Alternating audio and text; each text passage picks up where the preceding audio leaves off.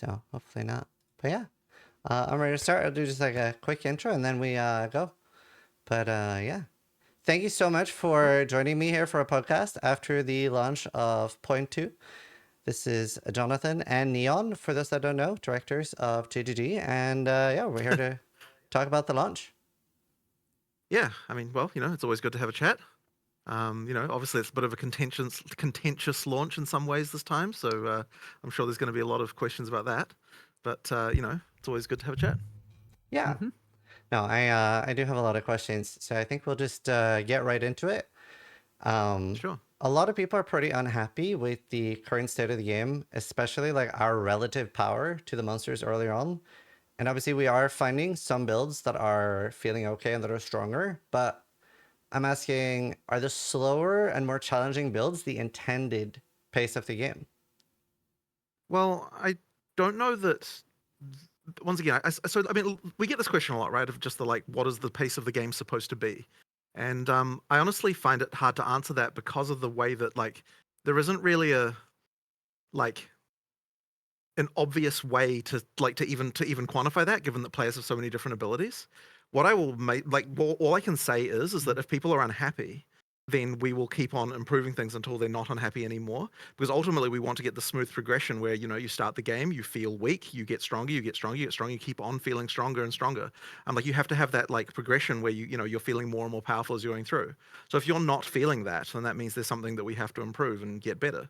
So like it really comes down to like, okay, if you're talking about a weaker build, like, well, what build is it? And like then we'll be looking into that and seeing what we can do to improve it. Like we just have to go through these things one at a time.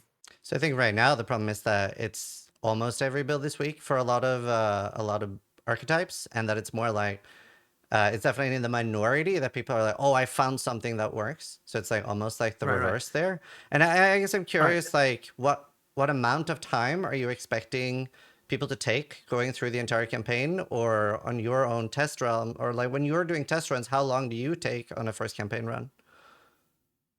I actually haven't measured that on the current like version, and it doesn't necessarily always work that way. Like the number of times I play through the full, and when I say campaign here, I'm talking about 6 acts, not just three. Yeah. If you're talking about the amount of time, like doing that, like I might only do that like that full run like 2 or 3 times in total as we're developing a class. Yeah. Like much more often, I'm like either testing this part or I'm testing that part or whatever. And I honestly am not sure exactly what amount of time that's taking.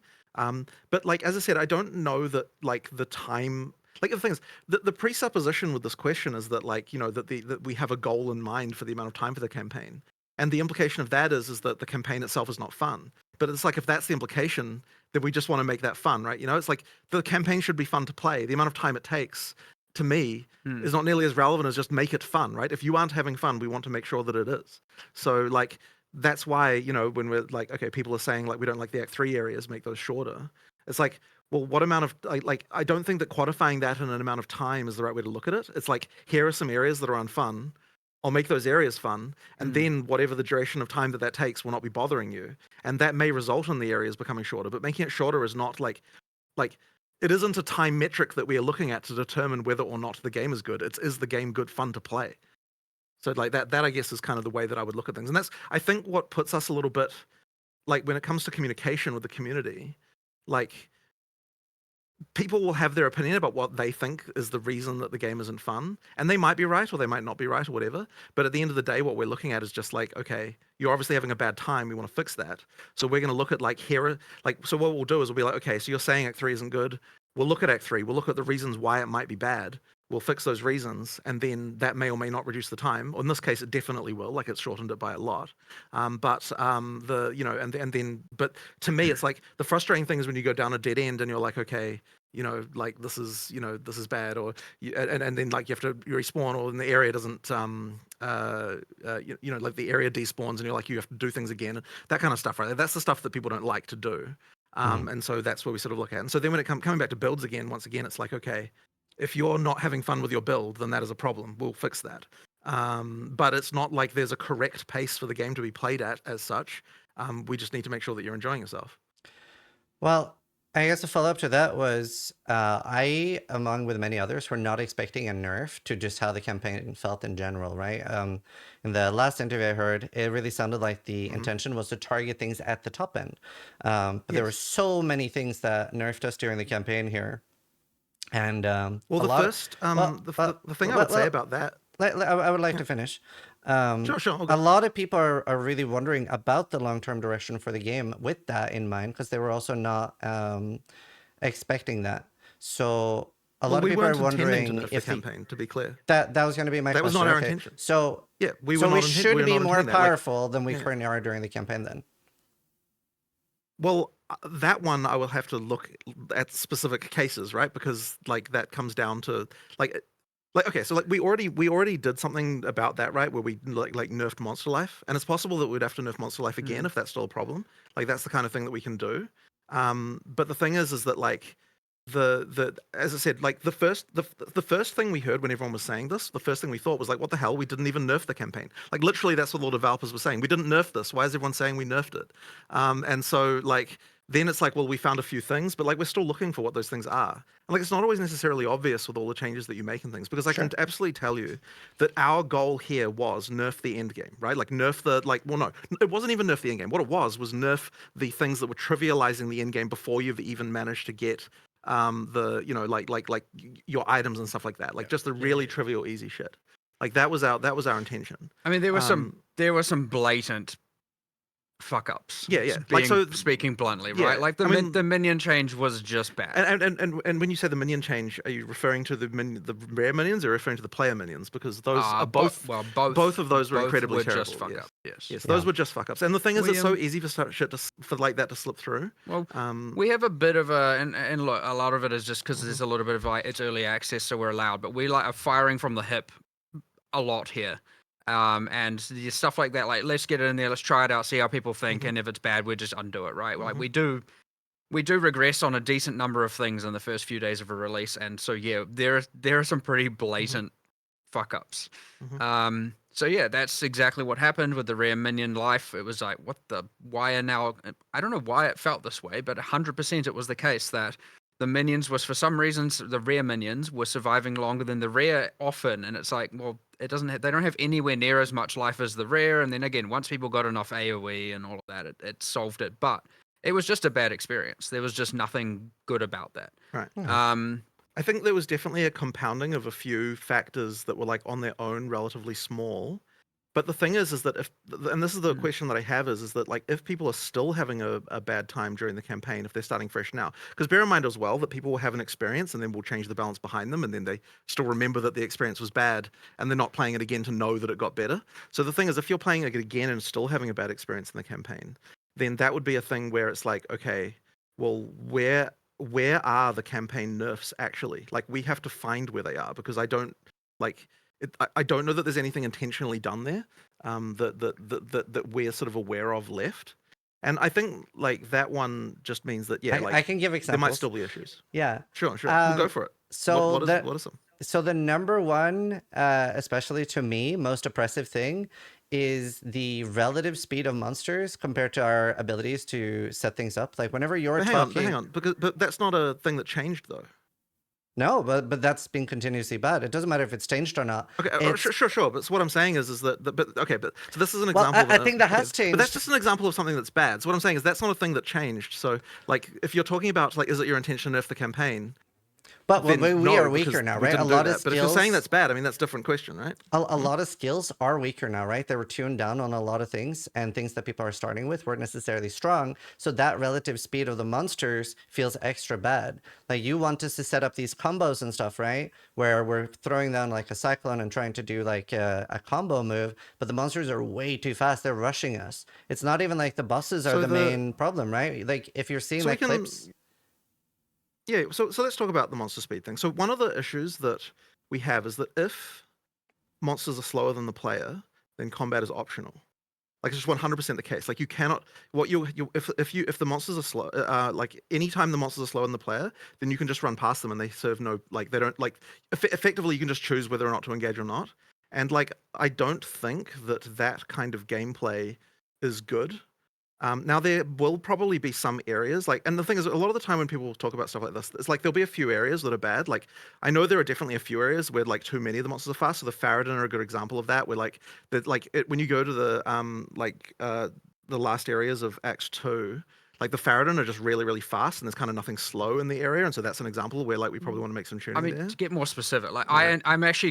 I have someone right now, literally going through the areas, all areas in the campaign, and listing all the areas that have a disproportionately high number of monsters that are too swarmy or too fast. They're Right. doing it literally as we speak. And my intention after Right. this is to go through. And so, like, I mean, a good example is like the canopy, right? Yeah, The for canopy. sure. The monsters are Right. real fast, and then not only that, you're in a ritual with them in a Right. tight confined space, and it just you end up in this kind of moving around with packs.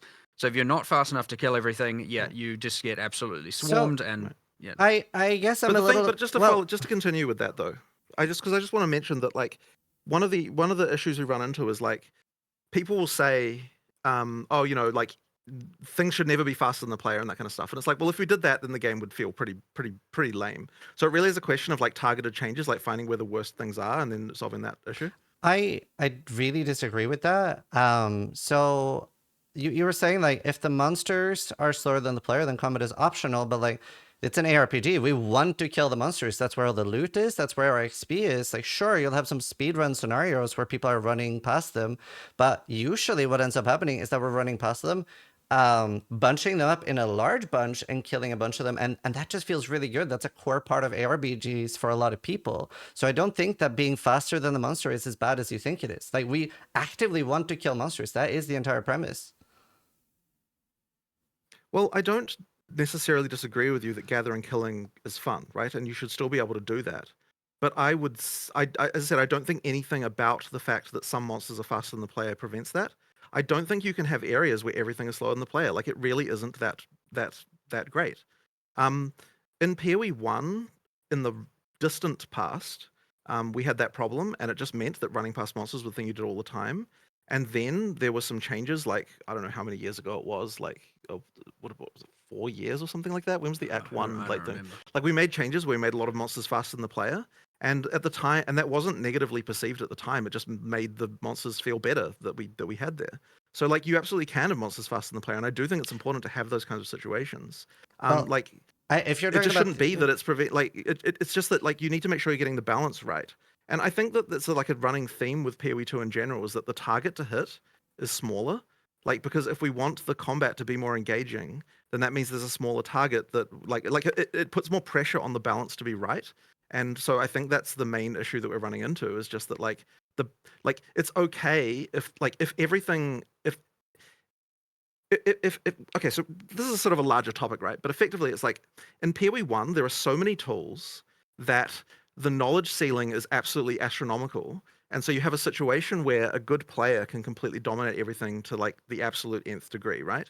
Now, what that means is that you've got a scenario where the game seems like an impenetrable mountain to a new player because like if you don't know what you're doing, the game is just like impossible to understand. And it's like there's all these tools that you can use to improve yourself, but the existence of everything like that and like having such a huge skill ceiling means that you can just trivialize the game right at the start. And so like what that also means though is that like if we get balance numbers wrong, like if a monster has like double life by accident in PoE 1, it like doesn't even really matter. Whereas if a monster has double life in PoE 2, it matters a lot. And so what I'm saying is that the threshold for what is right is like way tighter in PoE 2, and so that means it will just take longer to balance and get it all correct. But it really is the case, I think, that it's getting all those numbers right that kind of makes it like that will make the combat ultimately fun at the end of the day. And like if we're doing our job correctly, then we'll still have this situation where a good player feels like they dominate and a bad player feels like they have a good time. But we won't have a situation where if you're a good player, the combat is so trivialized that you literally never have a moment where you're in any danger or have any kind of like level of like sort of interest going on. And I think that's the worry that we have when we're looking at things is like if we get to the point where like a good player never has to face a single challenge ever, then I don't think that that's going to be a game that will ultimately be fun in the long term. And so that's kind of like, and like, so that is to me the reason, like what I fear happening if we just like say, okay, we're just going to like lower everything and make it easy. And that, once again, that isn't to say that we shouldn't necessarily, like maybe Monster Life does have to come down. Like if we're in the wrong band, we just need to lower it and that's fine. Like we will get to the point where that is fun. but we'll do that by while still making sure that we have a good experience for like ideally for everyone, right? Like it should be the case that is balanceable to that way. It's just a lot harder in PoE2 context. Well, I think a large portion want like bosses to be what is the challenging content, whereas right now it's almost the reverse, where there's so many clips of like people like dodge rolling away from like packs, right, and they're getting chased down, maybe not having a counterplay, and they're like, "Oh my god, I'm just being chased down." So, and also I sort of disagree on Right. the Act One changes in PoE1 not being negatively received. I do remember there was quite a lot of people that really didn't like that, because of what you mentioned with like the fast root monsters is generally a bad thing. So I definitely do disagree with that. Just because I'm a like to have things to actually go and start to address. Like, can I get a gauge on what you think is like where in the game it starts to become a problem, or do you think it's like just straight out of the gate? Just Straight because out of the again, gate. Like the so even the second zone, like the first zone might be okay, but the second zone with the wolves, it's like pretty like instant where I don't feel like I'm getting that like ARPG play But style won't we be hurting more players than we're helping with that? by Like, making won't that monsters slower. immediately make it? Yeah, won't that immediately mean that like a ton of players who actually enjoy the game because the combat is engaging immediately, like, what, doesn't it kill the game for them? Like what I'm saying is, like, it's easy to say like, oh, you make the game easier and everyone's happy, but it isn't the case. Like a lot of people prefer the game to like actually have some challenge in it. Like, for example, right? Okay, so here's the thing, right? So every night I go home and I play, and I like do test runs of everything, right? And it's like, if we made it so that there wasn't any challenge for me in Act One, I wouldn't play the game anymore, and that isn't helping anyone, right? Like, I need to keep playing the game every night to actually enjoy myself. It's like, if I'm not enjoying myself, then it's like, how can I even develop the game correctly? So on some level, it's like it Yeah. has to be fun for me, and I know that if you like if you get to the point of having like everything just be trivial, it's like, well, okay, like, why am I even playing this anymore? So that there has to be some level of challenge. Now, there's just a lot. I just thinking more on this specific. There's a big spectrum here. Like, for example, I know I have seen the feedback of Act One minus Canopy and Mana feel generally good on the pacing, the speed of monsters. You Right. feel like you can almost do no-hit runs, is like kind of what people have said. Mm-hmm. And then you get to Act Two, and it's not too bad at the very start. And then you get to the like Halani gates, and it's like, okay, now everything's gone off the Yeah, reservation. the Faradin have a problem, And then you and get there's the so Titan Valley I've as seen well. I've seen Yeah. a decent spectrum like that, and I 100% want to fix that. Like, Right. so Yeah. that's why I was asking you for your example, because there's just a lot of people on the different spectrums here that want different Right. things, and so I'm trying to understand what Mhm. how much we would need to change things for the discussion with you as opposed to with other players. Right. So that's all I was asking there, because I do intend on slowing down those extreme zones, and I think there are like 10 of them. Mm-hmm. And I think that is at least something hopefully a lot of viewers are going to be happy to hear, which is like, okay, cool. They're going to address those. So the Dreadnought, Right. Utsal, you've got Canopy. We're going to start. Those are the most egregious I'm listing. I'm not saying those are the only problematic ones. Yeah. And then you got areas like Titan Valley, which is just like riddled with annoying monsters that are Mhm. just like out of control. And you got heaps of this. So start there, and we keep working Right. backwards until we catch as much as we can. And it's going to be a lot of different changes. So one could be, okay, like, why is it that there are 6 different varieties, of which all are just, as you've heard people mentioning, and I think I saw something that you had thing, which is they're playing PoE1. I think, which Yeah. I thought was a Yeah. funny comparison. Yeah. Which I'm like, yeah, okay, fair enough. They need to, not every monster needs to slow down, but like, for example, some of them can be fast, and maybe the answer is, okay, they should be weaker. So sure, they engage you, but they die quick. Or maybe the answer is like, there's too many of them, and then in a lot of the cases, it's going to be like, okay, here's 6 different types of packs. Well, 6 of them are fast. Well, that's a problem. 5 is fast. That's a problem. 4 are fast. That's a problem. 3 are fast. That's probably still a problem. But 2 are fast.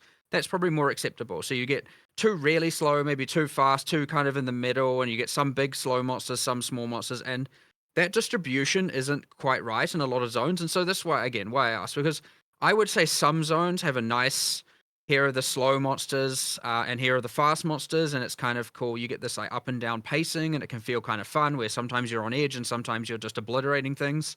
And then you get the ones where you're like, holy, I've just been zoned 3 zones in a row where I'm just on edge, getting swarmed, like absolutely. And that creates this extreme negative feeling of like, I can't do the things that my skills want me to do, and that is bad, and that I definitely want to fix that, and I want to fix that imminently. Like I'm going to immediately get onto doing that. So there is a huge range of spectrum of players that want different things here. Yeah.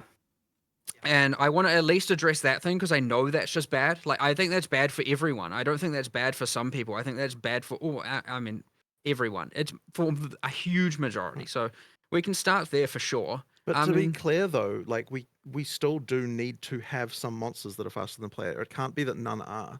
And like things like the wolves in this in the second area, like if we didn't have that, then I think that you wouldn't even like once again you wouldn't get the feeling of like you would immediately out of the gate have the game as just trivial. And like I think that that really would hurt the game a lot. Like I think that that would be a big problem. So it's really just a question of like if there are parts that are frustrating, we'll address them. But like it isn't the case that just everything needs to be slower. It really would hurt. So I think there's another thing you. I was just gonna say, I think Sorry. there's almost like two different player bases where there are a lot of people that just want to blast and maybe have challenging bosses, and then there are people that want like the entire gameplay, every second to second moment to be like very engaging. So it's I guess like I don't know that I don't know that I agree with that either because I don't think it's so binary as you say. Like there is a middle ground that will work. Like I'm almost certain that there is, and the way that you get there is by just looking at the individual cases and just fixing every one of them until like the rough edges are all sawed off, you know, sanded off, and then and then it kind of works. And like you'll get to a point where like you just don't get frustrating experiences anymore because we've managed to sort of fix all of those cases, and that point won't be in a situation where just everything is slow. Like we really will still have a level of engagement there. I guess the problem with everything being so fast, and part of why I pointed out like everything almost, is because it's such a heavy focus on combo gameplay right now, but it feels like the speed of the monsters are heavily incentivizing like one button builds. Like as soon as I could, I was like, the less I can do, the better everything will feel, just because I don't have time to set up combos. We're getting completely overwhelmed. That's why I pointed out everything as a bit of an issue. Well, it isn't necessarily the case that you have to use a combo on every monster. Like if you've got stuff that's fast, you don't use combos on that, and because it's disrupting you. But then also, it is also important that that monsters do disrupt your combos, because otherwise your gameplay just degenerates into doing like 1-2-3, 1-2-3, 1-2-3. Like the monsters have to be able, like there has to be situations where your plans are disrupted in order to like have a situation where you can respond to things, like you actually get some counterplay on stuff like that. And so the monster designs have to reflect that on some level. But like it's always an amount, right? Like there's an amount of that you need, and there's probably too much of that going on. But you still need an amount of that, or it just becomes all flat. We've I mean, we've been talking about like, look, the last few days we've been talking about some like pretty extreme considerations and things, and like, talking about the monster life is the main thing, because which you could argue is player damage, right? They're obviously monster life is the easiest way. If everything is too weak, then monster life is the way to solve it. Oh yeah, if there's a few outliers of builds that are find the tricks to do good, then yes, it is. I bring all players up or bring all monsters down. They're the same thing. Mm-hmm. And like we have been talking about a lot of this, and like actually going like, what would we be willing to do here? How would we be willing to change it? What are we willing to test? What are we willing to try? And like there's heaps of things on the cards here. Like kind of honestly everything's kind of been on the cards, as long as we don't feel like at the end of the day that we've taken the teeth out of the game in terms of difficulty. Like that is what's important to us, is making the game still have a feeling of hard, being difficult. And I would say out more than just bosses. Like it shouldn't just be that the bosses are the only thing that's difficult. Sure. And we certainly don't want it to devolve into what I would argue is well, I know this is like way further away, but like, again, we're talking about changing. It could be changing anything here. The one thing I also worry about is getting to the thing where I would argue a lot of the difficulty in PoE 1 outside of a lot of the boss fights is just like you occasionally just instantaneously die to something and you're like, I don't even know what I died to. And a lot of that is where you get like, it isn't necessarily from monsters being too hard, and it is often from just like spam and too much stuff going on, combined with like daemons and volatiles and all of that. So yeah, making sure we avoid that as well But it does mean in the sense that then you kind of get that, like, okay, you have to have it be that you're engaging with the monsters for it to be difficult. Which kind of means monsters do need to actually pose a threat, and you need to be able to see what they're doing and react to what they're doing. Now, I wouldn't say that's universally perfect, but that's an argument for, like, not wanting to get it to the point where it's too much of that, just like, well, I guess that's an argument for de-swarming things, as you said, which I agree with, by the Yeah. way. That is like an important thing, because it is kind of getting towards that, and that contributes towards where things are slow and stuff. But I wouldn't personally argue that every zone feels swarmy. I think there's a swarmy argument I 100% want to focus on solving first, and then there's Yeah. like a certain things are fast and certain things are slow, and maybe there's that. So yeah, I'm not entirely sure where I was going with that, but I just want to. I guess it's more just giving Well, my sense of where I want to make sure we don't end up is in that place, just to make sure, and we want to be real careful about not getting to that point. So I would actually say we're probably a bit too far there in a lot of the areas, but I don't think it is a universal problem right now. I think also, especially even though warrior is or May skills are particularly strong now due to being able to use a shield, but it can feel very bad that like every damage node like has a downside, whereas isn't really the case for the other builds where like with maces, it's like, yeah, you get 40% increased damage, but 5% reduced attack speed. And reduced attack speed, especially with all these combos, can feel particularly bad compared to others. I would say like maces are kind of good right now, but a lot of that is a shield. I actually do think there is a bit too much of the. I actually like a little bit of like, here may be a cluster or two having the kind of upside downside, but it's honestly something we've aside. Obviously keystones have upside downside, but yes, there's true that probably there's kind of too many passives, especially in the warrior section, that are a little bit too giving downsides. Where it was something honestly that's a bit experimental to PoE 2. Like, Yeah. we didn't have that in PoE 1, and we were like, let's give it a go, and maybe we went a little bit overboard with it in that part of the tree, but I don't hate it as a concept. I think it's just that it's a little bit too saturated there. I will agree with you there 100%. I would say, as people hopefully would know, we're going to iterate on that passive tree a million times, so Yeah.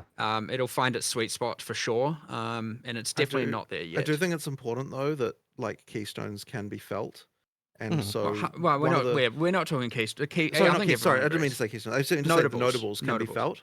And so part of the reason for the upside downside thing is that like it lets you do a larger damage bonus because it's got the downside, and therefore you're going to really feel that damage bonus. No, they are And so, good. I like, think it's the frequency of it's them finding, in that part of the tree. but I'm is saying a that you bit- can find bit another much. way maybe to do that. But it's like I do think that like having that feeling of like I really felt that node is something that we like that is a thing that you do get. That That is important in our passive tree philosophy. Yes, is that the before and after of taking a notable, especially the first. Obviously, nodes become less valuable as you get higher level because they're just saturating into a bunch of diminishing return. Well, not diminishing returns, but more like the 500 to 520% increase is going to matter less than the 0 to 20 and whatnot. But especially for the first chunk of the game, we want it to be that every notable is felt. Like you're like, I definitely now can feel the difference. And I would say, a lot don't hit that mark. Some do, some don't. But yeah, we've been trying new things there. So Yeah. bit of a pivot. Yeah. So the next question, I want to talk a little bit about the fact that you have only done like the crazy large changes between seasons, and you talked a little bit about that. You felt forced to treat the game like it was released. Are you still happy with doing only large balance changes between patches, or is that something you would maybe revisit with something like every 2 weeks, especially with like a warning period, like changes are coming in 4 days? It's hard. I don't think that you can just nerf people in the middle of a league no matter what. Like we get highly punished for that. Look, I mean, people are going to be unhappy about nerfs whenever we do them, as you know, like as we can see. But like it is actually strictly worse if you get nerfed while you're playing the game. Now we're in a position now where because things like are probably possibly undertuned, that we can just do mid-league buffs, and so that means you'll see way more patch changes happening now because like it's okay to do major buffs during the middle of a league, which we just can't do. Yeah, which we're doing now. I generated a relatively large list yesterday. So Which I know we have that whole philosophical discussion earlier about player power. Well, like there are many builds, many skills that are underneath, because obviously otherwise I wouldn't be yesterday have spent a good chunk of the day going through Right. and assessing what needs to be increased, right? So like I don't want it to take as like a I don't want people to take away from that as being like a no, we're happy with the current balance. Like obviously not. We're still going to make changes. We're still going through everything and we'll get to that sweet spot for sure, but like I mean, it's going to end up feeling like a season of buffs this time, and the reason why it'll Yeah. feel that way is because like the medicine has gone down now. Now we can start on all of the actual like like all of the positive buff parts, and so it's like the like last season we just weren't even in a situation where we could even do that, right? Because it's like you already had just like we genuinely tried to. We Yeah. genuinely tried to. We had this plan of like bring all the top end outliers down and then make sure everything is feeling good in the middle. And we started with the bringing outliers down. And then all of a sudden, and this is why the patch notes were so late, we were like, oh no, like we're like running out of time here. Like we thought we could get through more of the balance and start bringing more things up. We didn't get to do all that we had hoped to do. But like by that point, it's kind of too late, and so like we're going in, and then now our idea here is like we thought we were. I like literally up until the last minute, we're like, okay, we're gonna keep going, keep going, keep going, keep going. Right, let's start buffing. Let's look at weak things, and like it just ended up being too time consuming. And so the answer here is now though, it's like, well, let's just keep going. And so obviously the first few days is really like looking at all the player feedback and going, what are the biggest problems, right? And this is where you get the Act 3 changes, you get the minion builds, you get the big things. And we are trying to address all of that. And I understand just game-wide balance is a big thing. But now it's just going to be like, all right, this skill, this skill, this skill, this skill, this skill, this skill, this skill. Like, let's go. What are we changing? What are we changing? What are we changing? Going through literally every single one on every single skill tree and every single reservation. And then we're going to go, okay, well, you've still got Blood Mage and Acolyte of Chiola sitting there at 0%, 0.1% played. Okay, well, clearly not doing well enough. Let's target that and just go on and just keep. We're just going to keep iterating through until we can get as far as we can. And maybe we catch everything, maybe we don't. But like the intention is to not stop just because the release day happened. Like we had a goal, we didn't achieve that goal, and so we just need to keep going. And do you have like a rough idea? Like you were saying you were working on a lot of things to be buffed. Do you have a rough idea on how early we could be seeing those already? Well, we'll be seeing them continuously. Like okay, so this was a Like 2 days. yeah. Okay, Like this was a perfect, funny that's what thing I wanted. because okay, like so like one of the things I think that was majorly misinterpreted that things we're working on post was like this was the things we were working on that day. Like literally that was that day's worth of work that we were talking about. And then the next day it's like, well, now we're doing this Act 3 stuff. And like today we'll be doing a bunch of other stuff. And like, you know what I'm saying? It's like every day we're going to be like continuing to iterate and do stuff. It's like, so the idea that someone's like, oh, they're not even acknowledging this thing. It's like, well, come on. We've literally had like, that was one work day. You know, like there's more stuff coming, right? Like, Which you know, we need to be more clear about. Sure. We'll try to be more Right. more specific about that. But yes, I mean, like, the one that I found the most funnier with that is it's like I'm like, okay, we're gonna look into all this Act 3 stuff, but in the meantime, we'll just add some checkpoints. And it's like the reason I put that in there is because like that's literally a thing we already noticed was bad, and it's like it's not like hurting anyone to add some more. So it's like the idea that we're like, oh, we're just gonna solve the whole thing by adding checkpoints was like ridiculous. Like obviously that wasn't the case. It was just like here's just the thing that I can just tell someone, hey, go do this while I'm looking at this, you know, and so they did that, and so then that'll go in the next version. But you know, like it's like then it's like the next like 4 hours after that, I'm like sitting there going through areas and trying to work out what's you know like what needs to improve about them. Yeah, so checkpoints is kind of something I want to talk about with the large zones and stuff. And you made a post yesterday talking about that several Act 3 zones would be reduced in size. But as a core idea, is Path of Exile 2 being aimed more at like doing one long playthrough and finishing up one character rather than do like 5 to 10 characters and the people that are playing thousands of hours per year? I mean, I don't. That's once again, it's not like I'm not targeting one or the other. Like your second. I mean, like if you're doing multiple playthroughs, the game is a lot faster just due to the like items and stuff that you have. Like that is definitely the case. You know, like Well, a big thing that's missing, like making multiple characters in a league is certainly something that I expect and want you to be able to do. Well, a big thing that's missing comparatively to PoE 1 is our ability to speed ourselves up, right, on our second characters. In PoE 1, you have things like 7 League Step and stuff like that.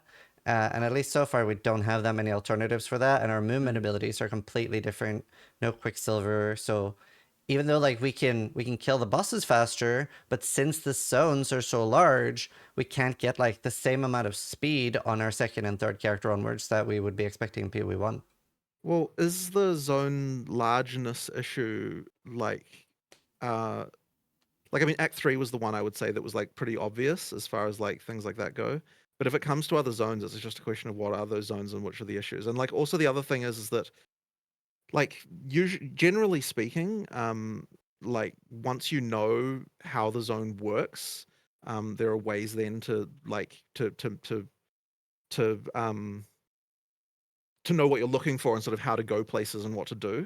So to the extent that isn't the case, that's why like when we're looking at like that's why when we're looking at Act 3, it's not just make this zone smaller. It's like what's actually the reason why a player who is experienced is not able to find the thing that they're looking for, right? And that's where we come to like, oh, there's this whole area over here that you could just walk down and you have no idea whether or not that's important or not. And so then you end up doing that and it just wastes a bunch of your time. But like the intention is to make it so that like if you know what you're doing, then you know where to go and like you don't have a problem with that. So like that's why a lot of the changes in Act 3 are just like, okay, yeah, like you randomly get bad luck, and then the Chimera wetland has the stupid Y fork thing in it, and like takes ages to go one way or the other. It's like you get rid of all of that stuff, and then the zones won't feel so large because like you'll know where you're going and you'll know how to get, it kind of works out that way.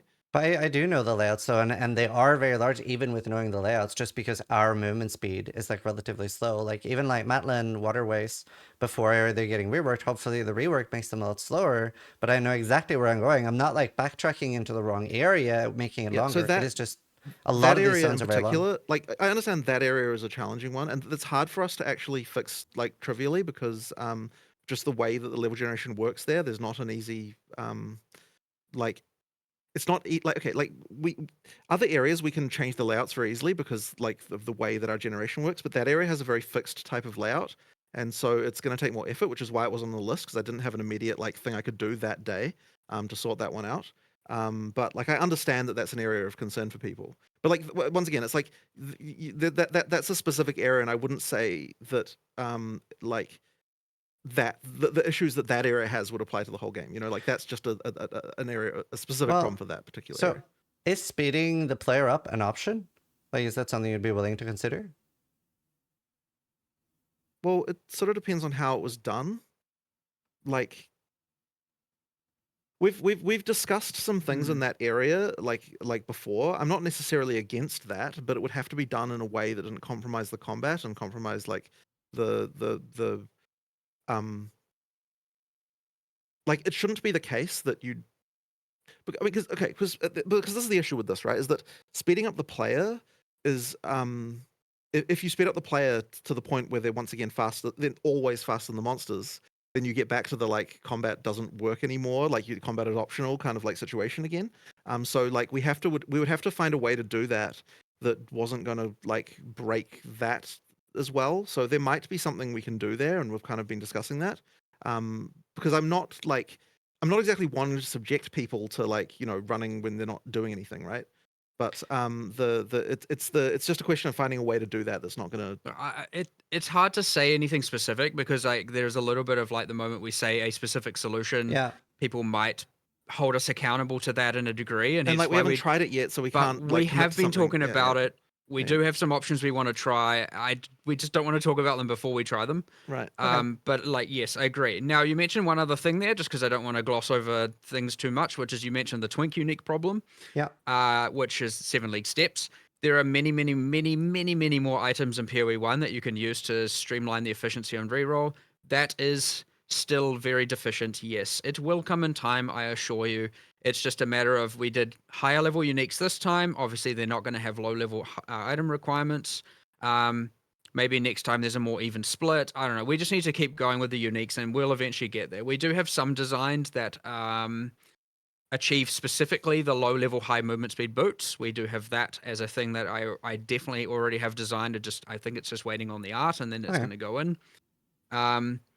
But yeah, there's going to be a lot more of those coming over time as well. Like that will solve itself in due time for sure. And But is that like the question I was okay? So is for damage, the twinking situation is not bad right now, right?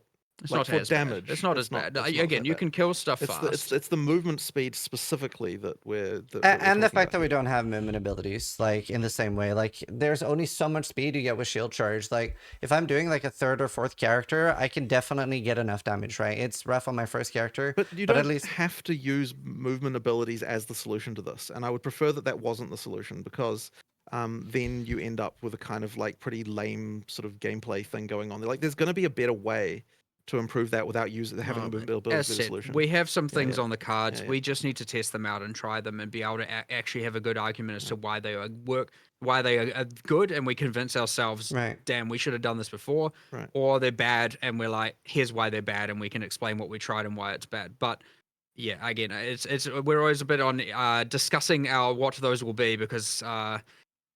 Yes, again, they're being held accountable. People get their hopes up for it, and then we have to say it doesn't work. So, like, there's a little bit of like, let us just try these things, and then we'll see what we come up with, and we'll tell people the moment that we have it. But again, Okay. it's not a piece of.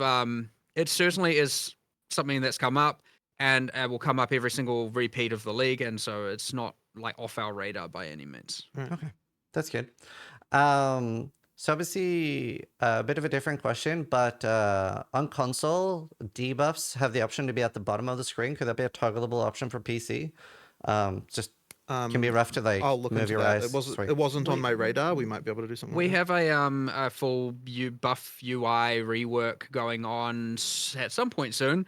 It was planned for earlier, where like so this can be part of the consideration, I guess. Yeah. But yeah, our UX guy's currently working on. Has it on top 5 of his list, kind of thing, of things that we're going to just do to Sure. improve the system. That wasn't to do with moving them, but we can add that to the list of things that we Yeah, might want I mean, to it's do. the If people- whole if they people go like it, we they do can it. go behind the boss's life bars and Yeah. all that problem, and Yeah. hopefully if it's good enough as well, we can port that to PoE1 because it's a more egregious problem there for sure. Yeah. The next question is about in PoE1, we have a lot of player agency over how we solve early problems.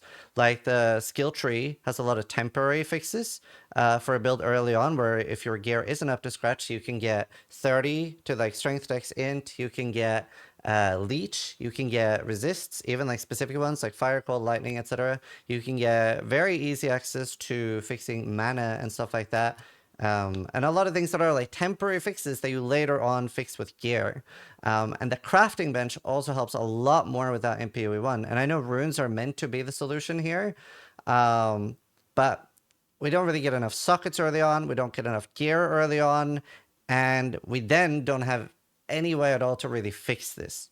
So why is it that you're not getting enough sockets early on? Well, they're just not dropping. Even if you're checking the vendor, like I'm checking the vendor every time I level up. I'm disenchanting everything. I still don't get enough because the game is very difficult right now. So you try to keep getting gear upgrades. There is not enough loot. There is a lot of people complaining about not enough drops. I don't get the same experience of not getting enough socketables personally. Like, I would say that probably 80% of the gear I'd be wearing pretty much through the whole campaign would have sockets like in there. So like if that's the case, then like there must be something I'm not understanding about like why that people feeling that way, because that's just like a totally different experience than what I see when I'm playing myself. Yeah, I mean, Like I would love to. the intention. Sorry, go on. The intention is that you use socketables to fix those problems, and it is fundamentally identical to the crafting bench as far as the resultant like ability to fix issues on your character. Like there's nothing about the crafting bench that really changes anything that way, other than it's being less intuitive to use for new players. Well, it is a lot really it's just to stronger.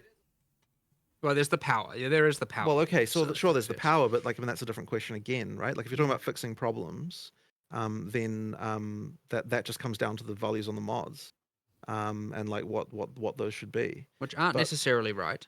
Right, but the thing is that it's supposed to be that you're getting enough sockets to be able to do that. And I mean, I don't buy stuff from the vendors. It's just as a qualifying thing that I don't buy socketables from the vendors and do that thing. I know people do that. That's not a thing that I'm doing. I mean, I might do it like if I've got like like a stack of 9 shards and I'm like, okay, I want a socket right now. I might like do that, but generally speaking, that's not what I'm doing. So like, there's clearly some disconnect here, as far as like what the amount of loot that you're getting versus what I'm seeing, I suppose. So like, I guess I just need to understand why. Like, why does it feel so different for It different might be people like that? it might have a relatively high swinginess or something that we need to find a way, like adding more. Like I know something that was suggested was adding more artificers orbs to fixed quest rewards through the game to minimize the RNG outcome. Right. Because we That added would those quite late. We Yeah, didn't yeah. end up putting them in It's any. true. So that's something that we could definitely yeah. do, which would mean you just get more of them during campaign, and I'd be totally open to that. Like that's totally reasonable. A second thing I'd like to do soon is explore. I mean, sort of unrelated, but is that well, casters don't have Yep. their weapon crafting Yeah. bench, And we do need to and we so do we need want to we add do need to sockets to fix caster we have to add weapons. sockets to caster weapons. That needs to come as well. Now there is one slight concern that I have seen echoed in a decent bit of feedback, which is that the runes are, which is mitigated with more artificers orbs for sure, but the runes are creating a bit of a sense of making it like the thing with that the PoE1 sockets created, which is like replacing items becoming slightly harder. Yep. So there's a little bit of just making sure we're careful about that as well. But being able to have more artificers orbs and thus socket more gear will mitigate that, so that when you get your upgrade, you're able to add a socket to it. But I would say that it's definitely the hard coded drops that would be the thing that because if Yeah. it's not happening to everyone, then it is a thing that that would better off solving that way. But yeah, the caster weapons getting rune sockets and rune obviously runes for them, and adding more deterministic artificers orbs to the campaign is certainly two things on my immediate radar to help at least mitigate some of this.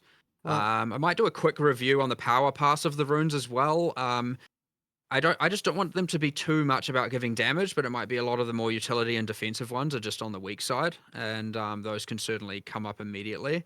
Well, the problem that you have once again is that so I sort of mentioned this earlier, but if the tools that you have are too powerful, then the people who know to use them are benefited to a larger degree compared to the people who don't. And what you're doing there is then you end up in a situation where content will be like it's just a new player goes into this and it's like, well, I didn't know about this, and then like you get screwed over. And so like things like even nodes on the passive tree can be this way, where it's like, okay, well, you had to know to pick this, and if you didn't know to do that, then you're screwed, right? Like that's the kind of thing that's like a bit of a problem.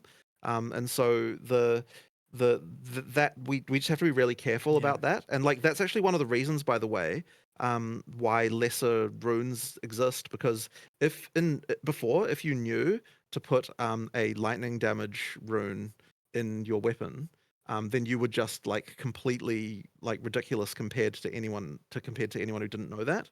And so it's like you've got like, it shouldn't be that just a single, like there's a tool like that which you just with knowledge alone, it's like you're completely like you're completely overpowered compared to other people. So you just have to be like, we just have to be really careful with that stuff. Well, it's important. It's also oh no, you go on. It's just important to make sure that the solutions are very front facing, because that passive tree stuff, in PoE1, sure, I agreed, and it seems obvious to a bunch of people, but then also there's two problems going on there in the PoE1, which is it adds to a sense of complexity, because it's like, here are the things you must know before you start playing to have a good time. And I know that's one small piece of that puzzle or that problem. And the second thing is, looking at PoE1 from that crafting bench, is that the crafting bench is in your hideout and not in any town, which I agree is a downside. Ideally, it would be more in your face. And so like a lot of people just forget to use it and forget that it exists. And that is a thing where, like, again, if you know, you know, and you have a good time, and if you don't know, you don't know, and you like suffering. So whatever the solutions end up being, we definitely need to make sure are like very front facing, in your face, and are like, here's clearly the very intuitive way to solve these problems. So that's just an important piece of like philosophy we need to make sure we maintain. A lot of that can be solved through quests, though, right? You can have an NPC early giving one of those like runes and even telling you like, hey, chuck this in your weapon for more damage if you're using a bow. It would, I mean, surely if the runes are there to solve problems, then ideally we're not telling you exactly which one to use, right? Because it should be dependent on what your problem is. But we do need to make sure that people have got enough artificers orb to make sure they can do that. That's the main thing that I would say. Yeah, but you were talking about the problem that you're rewarded for knowledge, which I don't think necessarily is a bad thing. I think that is a good thing. No, you 100% should be rewarded for knowledge. The question is, was the degree of the reward? Because if it is as high as like the point where just knowing this makes like doubles your DPS, then like that means that you know, yeah, like the way like it, it it means that the balance has to be like surely like monsters would have to be harder if that was the case. And so it's like I don't think that can be something that like we don't want to have to make the monsters harder. So therefore, like we have to just be a little bit careful about that There's a that fine stuff. line there for Right, sure. right. But yeah, there's some improvements around here to be made, and there's some good takeaways from that anyway, right? Like when the determinism for sure, and I think it's also a matter of like, okay, I think there is a guaranteed rune from Ogham Village. Maybe that's too late.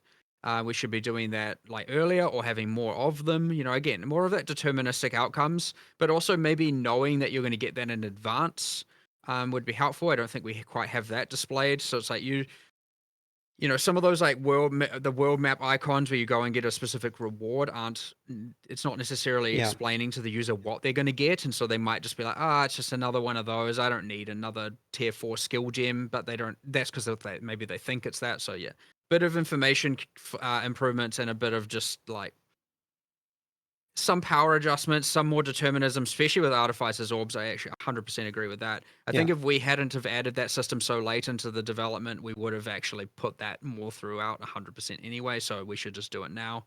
But yeah, well, Well, 100% some improvements there. another thing I'm curious about then, I asked about the skill tree. Do you feel like the skill tree gives a good or does a good enough job of doing temporary solutions right now that you can later out gear, or like is that something you'd be open to looking at? Well, our core philosophy there was that the gear should give you base stats and the tree should multiply them, which makes the tree implicitly worse at then solving the problem. So the intention there is that now whether or not I would say we haven't really rediscussed it since then. I still believe that's a great thing to have. There aren't the other thing Hmm. that just as a side note is that there aren't runes that give you attributes, right? Mm-hmm. Correct. And So so that means that you can't solve attribute requirements with runes, which is something that I brought up a bit ago, but like we didn't have time to look at what the implications of that were. My sole fear with that is that it means that it is even harder now to replace an item with Right. another That item. is the concern. yeah, it is. That's why like something like 30 dex, 30 strength, etc. was obviously very nice in PoE 1. And it does feel a little bit like, oof, I wish I didn't have to take that, but that gives you like incentive to fix that through gear later. And obviously we have so much resist on the skill tree in PoE 1 too. I remember like, because the first time I played PoE 2, we didn't know anything about the skill tree and stuff like that. And I remember thinking I was in like Act 2 somewhere and I hadn't pre-planned my day. I hadn't like looked at the data mines or anything like that. So I was like, okay, let's go look at the skill tree where the resists are, because I'm like 10%, 15% on the different res. So I'll pick up 15 on the skill tree. And there was just like that one in like warrior left start, and I was very surprised for that. So like, what's the reason for not having that much resist on the tree? Because once again, as Mark said, the tree is the theory of it is that the tree enhances what your items are doing, in order to make the items. But I mean, look, there's something to think about again. Like Yeah, there 100%. might be something to that we should be reconsidering. Yeah. Like We'll 100% go have a discussion about this afterwards Right. for sure. Like I certainly have a whole bunch of thoughts on this real quick, and Right. yeah, I definitely want to go over it and just reevaluate this, because like we did make a lot of these philosophical decisions, right? Where like tree should multiply, obviously aside from attributes, and gear should give the base, and like you know, because an alternate solution might just be that the resistances given by the runes are like way too low as well, right? Like that certainly, because if you think of like the tree for one on obviously PoE 1, and you combine that with the crafting bench in PoE 1, like the amount of resistances you're getting there, even from the lowest tier crafts and the tree, is enough to certainly be able to solve any problem. So there's a little bit of just like making sure we don't want to make it too trivial. So well, the other thing as well is that the monsters are balanced, assuming a different amount of resist than they were in PoE 1. So that like changes things a little bit as well. You know, like the expectation is not that you have like high resistances through the game necessarily. Like the expectation is that the expectation is that you should be able to get through from merely overcoming the negative resistances you get from going through the acts. Like if you're at 0%, you should be like that should be enough, and then any improvement you have over that is supposed to be just like something that's making your character better. So like, but if the monster life or monster damage is not calibrated correctly, then it won't feel that way to the player. But like that was kind of like balancing around 0 was like another idea that we had to try and make it so that you always knew the amount of resistances you were supposed to have. Like being that like if the number is red, you need more, and if the number is not red, then you have enough. Like that was kind of the theory in order to make it more obvious. Like to like what people are supposed to do there. The other thing about the tree that can be a bit tricky here is that when you have that problem, like you probably have that problem immediately where you're like, oh, I'm dying to all this fire damage. I don't do this boss. I don't have enough fire resistance. The answer can't be like, okay, I need to look at my tree and get some fire resist because that's too late, right? Like you need to solve this problem more immediately. Right. So having a more immediate solution is ideally what it would be. So ideally there you'd be like, okay, I'm going to swap this item for this item and or maybe put this rune in and now I might have another go and have a good time. Where if the answer is like, okay, there's resistance nodes over here, I just need to get 6 more levels so I can get them to then go and fight the boss. Like I understand there's a level of like obviously they're good at forward thinking problem solving, but like when you're like in the moment and you're like, damn, I'm struggling right now. What am I going to do right now? It needs to be a more immediate solution, and that's where why a rune that's where the passive tree solves it in one regard, but doesn't solve it in another regard. And it's important that yes, the runes are there to solve that problem, and certain items are there. And sure, it's easy. It is not necessarily incorrect to say that hasn't those tools aren't as readily available as they should be. Yeah. Yeah, I also think part of it is that we're definitely not dropping enough gear. Like the state of my gear, it's quite rough. Like a lot of the things I've found throughout the campaign ends up being 1 or 2 stat items, if that. But isn't that just the? But like, okay, but this is the thing I would say about that is like, okay, when you're saying your gear isn't good enough, you're also just saying the monsters are too powerful. Like it can just be the monsters. Like I don't think that it needs like it there's an element here of like you might just be conditioned to wearing rares in every slot all the time, which doesn't have to be the case. Well, like the gear power is entirely relative to monster power. So if you're saying your gear isn't good enough, it doesn't have to be the gear needs to get better. It can just be that the monsters are too hard. Sure, if you like, if you're talking about also like damage and like I said, speed. But okay, can you give me an idea then on like when that's do you important though, think because the player... one of the things that PoE 2 has gotten us is that you're not just saturating on rares like halfway through Act 1 anymore. Like you actually do, and what that actually means is that you have situations where you change from a rare to a magic. In some cases, you're like changing around your gear through the campaign, and it results in way more like gear upgrades as you go through the campaign. Like there's way more often because you'll downgrade to a blue, but then you'll find a regal and you'll upgrade it, and then you'll add some more mods and so on. And like just the amount of gear changes that are happening through the campaign is very, very high. And so if we just dropped more gear, then we would lose out on that. And whereas if we lower monster power, then you're improving the like you don't need we wouldn't need to do that. And once again, that doesn't necessarily say that the gear is in exactly the right place, but what I am saying is that like it isn't just buff items. Like it is a question of player power relative to monster power. But the thing is, like, we aren't switching out gear a lot, though. I think a lot of us feel like we're like finally finding, let's say, like a glove with 60 life and 15 fire res, and then we end up keeping that all the way until maps because we aren't really finding anything else.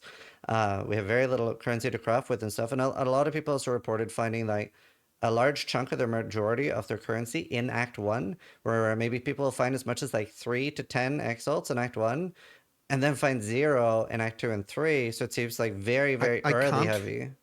I can't really explain why that would happen because like the gear, like the way that loot drops doesn't change. The only thing that changes is the number of magic and rare monsters that exist. And so over time, the amount of loot you get increases through the game just because the number of rare and magic monsters increases. And due to the way the currency drops work in PoE 2, the more of those you get, the more rare currency you'll get, which means that like it'll just feels like you get more currency. So like that isn't a phenomenon that I understand for sure. Like you should be getting more currency as you go through the acts for sure.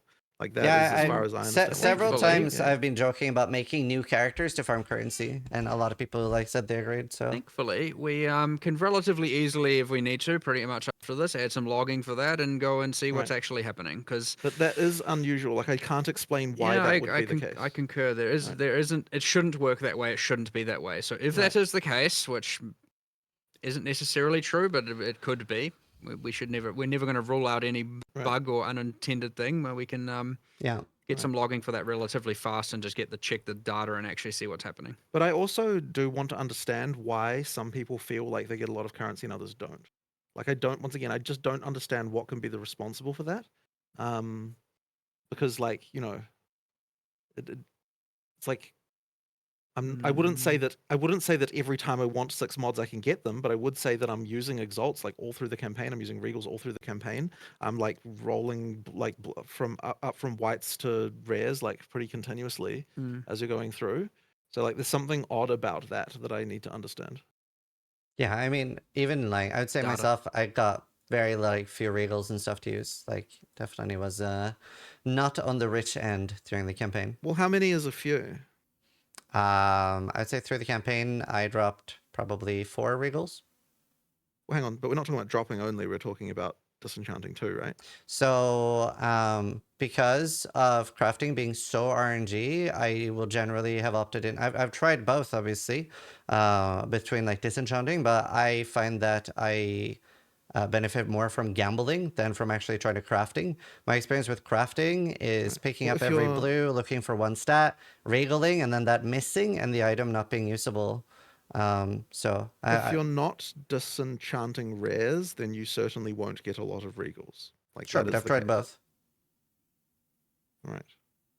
Well, I can't say much as to that, but like that is the reason you don't have regals if you're if you know like that is where like the primary source of regals through the campaign would be disenchanting.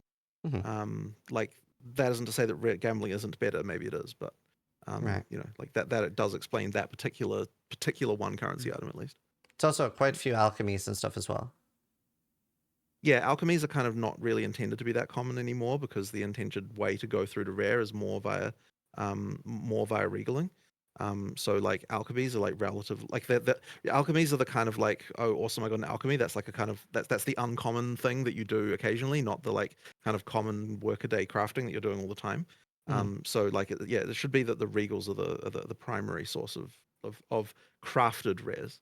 Yeah. In that regard. Well, the good benefit here is we have so many players right now that we can just get some data and get some analytics very, very quickly about what this actually is. Yeah. And you might find that it's just very sensitive to, you know, there's always just going to be a portion of unlucky players and a portion of lucky players. Like I Yeah. definitely know that there's a lot of swinginess, of course, and that can happen. And again, that it might just be that. And I know you've probably played more than most, so arguably you should have the you should have the most amount of data from a purely anecdotal perspective. So, you know, you probably have the best average going on, the most accurate average, I should say. But that being said, like we have the capacity to look into this very quickly, and we can just Yeah. do so probably even today and figure out what's Awesome. going on and whether or not it meets our expectations. So. The next thing I want to ask you about is the ailment thresholds. You have like how easy it is for the player to be stunned, player to be frozen and stuff. And I'd say that feels a little bit overly punishing when we don't have as many solutions or tools, right? Because we have one charm slot, and it is quite difficult to get a second or third. And that's competing for freeze immune, stun immune, poison immune, ignite immune, and chaos immune. Chaos resist. And bleed. Now, I would say poison, ignite, and bleed from the monsters don't actually do that much right now. But if it did, like this would be a very, very heavily competed for, like singular solution to doing anything with that. And as an addendum to the question, I wonder, would you consider letting belts get more implicit charm slots based on item level? So like maybe at like 50 plus they have 2, and at 81 they get 3. I mean, we probably will increase the number of charm slots. Like that is something that we like kind of were intending to do and never got to yet. But But I don't think that the ailment threshold was in the right place before. Like the effectively ailments didn't exist before we changed that. So like we needed something that was going to actually cause them to happen. Like during the campaign before you got frozen like 3 times the whole campaign, it kind of was a bit it was a bit silly. Do note we didn't actually universally double the stunning. This I know you mentioned that just to clear It was that only up. it was ailments that changed, not stunning. They stun you more as things get higher level. The expected amount of stun threshold you should have goes up. So it's not, but it's pretty minimal throughout the entire campaign. But what we also increased is the you gain a bunch of stun threshold when you get light stun, so you have way lower probability of getting stun locked. But then I would also point out like some of those charms just suck because it doesn't even mitigate the stun that stunned you. And that is just something that we initially did, and they were like, oh, we need to change this, and then it just got lost in the weeds. So like the other thing is changing those, and I know the resistance ones work this way as well. Like those just need to also cancel out the thing that caused it. Or mitigate the thing that caused it, and those where some do and some don't. So that needs to change 100%. And then yes, we need more slots. I think we're actually going to support up to 6 slots. That isn't to say that everyone will trivially have 6, but there is UI for it. 6 is only 6 is a thing you might be able to do with uniques and stuff like that. It's not something that you get by default. But it was certainly our expectation or intention, I should say, that we give out more slots so that people are running more. Like 1 is not what you should be running. Like 2 certainly at high end minimum, and like probably 3 and like sometimes 4 wouldn't be unreasonable. Okay. But it's interesting that even the ailment threshold change we made has not really affected most of the ailments that you just said. Like you just were saying that that bleed, poison, and stuff are not really doing much yet. And it's like like that wasn't even like even halving that number apparently wasn't enough to make those be a thing that you need to care about. Like only frozen is the one that really kind of changed, I think, and like for the most part that you actually notice. The stun thing is separate; it's not part of the ailment threshold change. Yeah, I mean, but if they did do a lot of damage, that'd be very overwhelming right now, and things we can deal with. Well, but I mean, yeah, like it's not like we want it to be overwhelming. It's a bit of a different. It's a bit of a different game, right? Like but when you get the mod and modifiers and map mods and everything involved. Sure. But it does need to happen sometimes in order for it to actually be something that's worth mitigating. So now we just need to look at the actual the charm stuff as well. Yeah. And do you think the implicit will be tied to item level at all? So it'll be something that you don't necessarily have to do a crazy investment or a path on the tree? I don't know what the answer to that is. I have to think about how we want to introduce that. Like that is one way. I mean, but there might be other ways. I just have to look at that. Mm-hmm. The other thing is like charm. There's a level of like reviewing charms in general is just how aside from how many you have and not just their implicit like their base value. There's also just like I'd say a lot of the modifiers on them are just absolutely like nonsense. It's like, recover 4 mana when it procs. It's like, okay, thanks. That's not a useful thing to happen. So there's a bunch of affixes there we just need to make better as well, and we may as well probably do that at the same time, unless of course it makes it take longer, in which we'd rather just get out the number of charms first. So Yeah. In PoE 1, we have masteries. I'm a huge fan of those, especially for temporary solutions. Is that something you're open to bringing back in PoE 2? I'm not a huge fan of them because they ended up devaluing the notables a lot. Like the notables became really bland when masteries were introduced, and it's like, and it also means that like the where you are on the tree didn't matter as much either, which like kind of wasn't amazing. So I think that we like prefer to have it be a situation where the notables are more interesting, and I do think that in PoE 2 the notables are very interesting. Like it's something that like I think that is notably good. So more work to do there, though. But there is more work to do. But I don't love the way that the masteries kind of like blandified the notables, and so I think we can. That's probably. I think I prefer it. Just putting the power in the notables rather than the masteries. But I don't feel like they're directly competing at each other, right? You can still have like really interesting masteries and notables. Like those notables can still be super interesting. I mean, there's only so many stats that can exist, but I mean, look, fundamentally everything competes with every other thing because of the way that due to mod dilution. So like you have to, you you have to budget that in some level. Otherwise, you just get a situation where you've got so many effects on your character that like everything, like nothing, no one thing matters at all. So like that's just I'm a bit more torn about this one personally because I do agree there are downsides, but on the other hand, it's the one that added it to PoE1. So like I'm a little bit like, well, I don't think it was obvious at the time Yeah. what downside that would have. I mean, that was certainly not something that I would be against. there's at all, also but, just you know. like the passive tree is like overwhelmingly complicated to people. Right. And so having this extra layer on it was probably my biggest thing of like, Right. oh no, we made the thing that scares people the most more scary. Right. Because there's this extra layer that they have to, an extra keyword they have to know Mhm. about. And that was my main thing of like, maybe we should just simplify the thing that is like the scariest thing. Right. Like that was a big argument to me, but there are, there's intermediary grounds there as well. But yeah, there's like downsides to it for sure. Like I agree. There's also maybe a way to make them work. I don't. But I mean, what's the goal of it, right? Like, if the goal is to give you temporary solutions, then we don't necessarily have to solve it there. We could just solve it in a different place, and then it wouldn't be necessarily something that's That gonna is also true. that's going to give you the downsides that we see that those ones having. It's also is just always as true, as a yes. player, it is just very fun. Like absolutely enjoy it. And it definitely, I can tell you, it does not make me feel like notables are devalued. I was even more exciting because you Well, get it's it hard when to you get the identify notable. that in the. It's hard to identify that in the moment because like you don't notice the lack of something you don't notice the lack of something of what something could have been in the same way that you notice like the thing that's in front of you that you're enjoying. You know what I mean? Like it's harder to appreciate the fact that the notables are less cool in PoE1.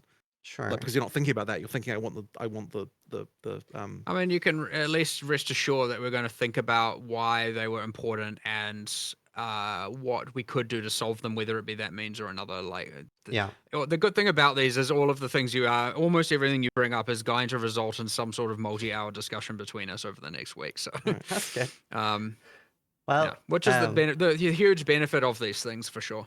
yeah. No, and again, thank you for doing it. But the next one's something I care a lot about, especially as a hardcore player.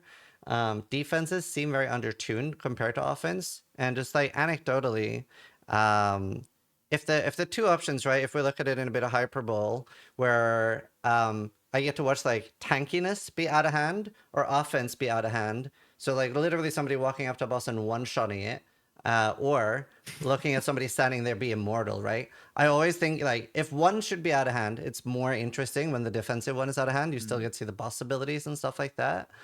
Um, it seems so much easier always, and I think most patches have been like this, where it's always easier to scale offense rather than defense. And I wonder a little bit how you feel about that. Well, you're not wrong that often the best defense is stacking all of the damage. Yeah. I mean, we've suffered from this for a long while. It is ultimately a consequence of just having the game be like, again, talking about the hip firing and things be a bit unregulated with respect to the levels of uniques and builds and stuff going everywhere and hard to think of it all. And like, but it is generally true that we have more offensive. I guess people find damage in general to be more fun as a investment avenue. that for is sure. the real thing is that most people would prefer to invest in offense generally. I Like, agree that with is that. mostly the case. But then shouldn't defense be even more encouraged then for the people that want to? Because even as a hardcore player, I almost feel like it's the opposite. Like anecdotally, for example, for point one, and full disclosure, I have not been able to get to Arbiter yet, right? We're very early in the league, so I don't know if you made them do less damage. But in point one, other people were doing some testing, and I asked softcore players to try a little bit, and there were people that were getting one shot by Arbiter moves with 15k life. Some that are like kind of hard. So as a hardcore player, what I felt like then, I was like, well, and since I can't really tank, like there are multiple moves here that I can't tank, not just like one big telegraphed one shot, but there are multiple here that I can't tank. So what I did to prepare instead was I went in with so much damage that I just one shot the boss. Which is a little bit deflating for me. I would say Arbiter was one of the least fun bosses, whereas I would way rather go in and be so tanky that I can make a few mistakes, and then end up leaving. It's quite hard to split the difference between being tanky and being immortal. Like surprisingly hard to get that right. And when I say that, it's because you can regenerate life very quickly. And so if you don't die, like okay, and the other thing as well is that boss abilities that do those big hits take a long time, right? And like the bosses often can't hit you again immediately afterwards. It's like they'll do their big ability and it's not like it's going to just immediately follow up with something that's going to chip you down either. So like Yeah, but if we you can't fail, tank them. no, but what I'm getting towards is that Uh-huh.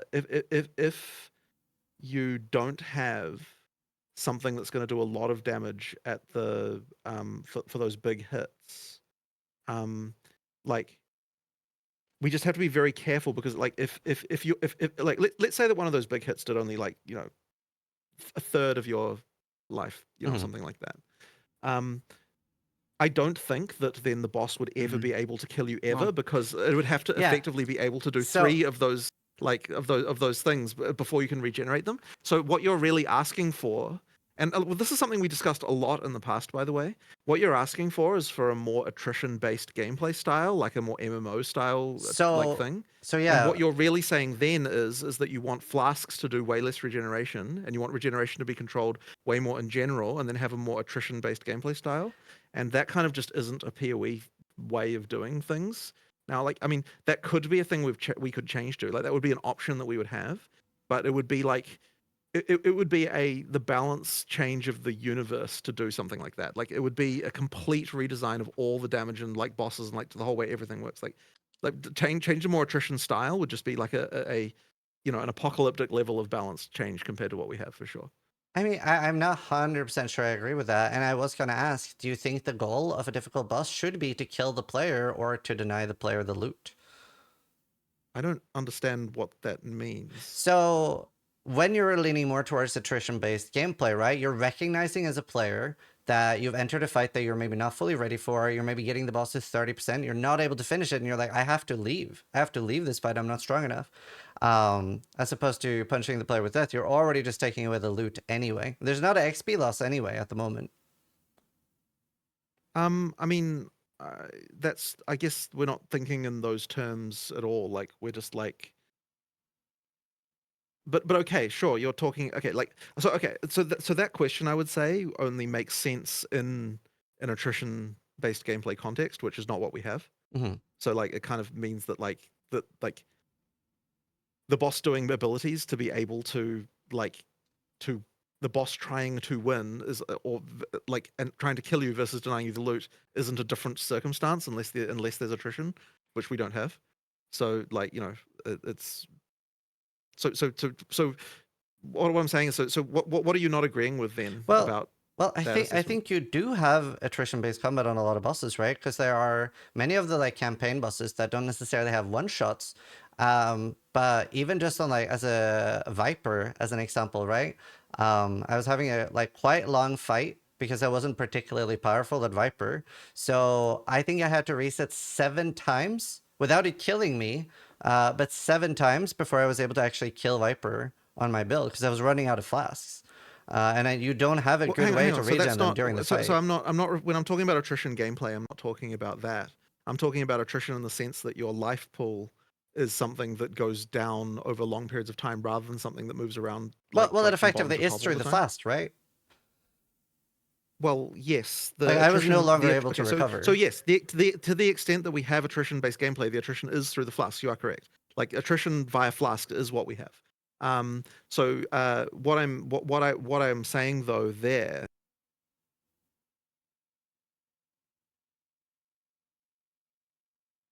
Well, okay, sure, fair enough. Like, yeah, the flasks do give you the attrition, and so The therefore, campaign is quite attritioned. in the Mhm.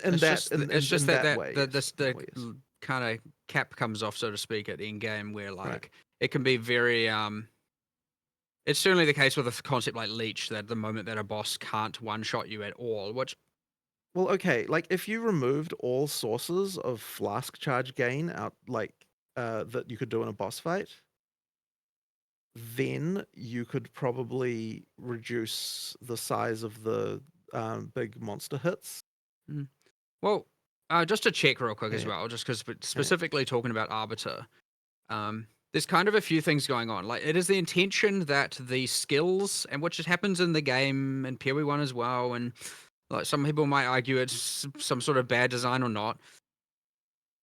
I kind of like it.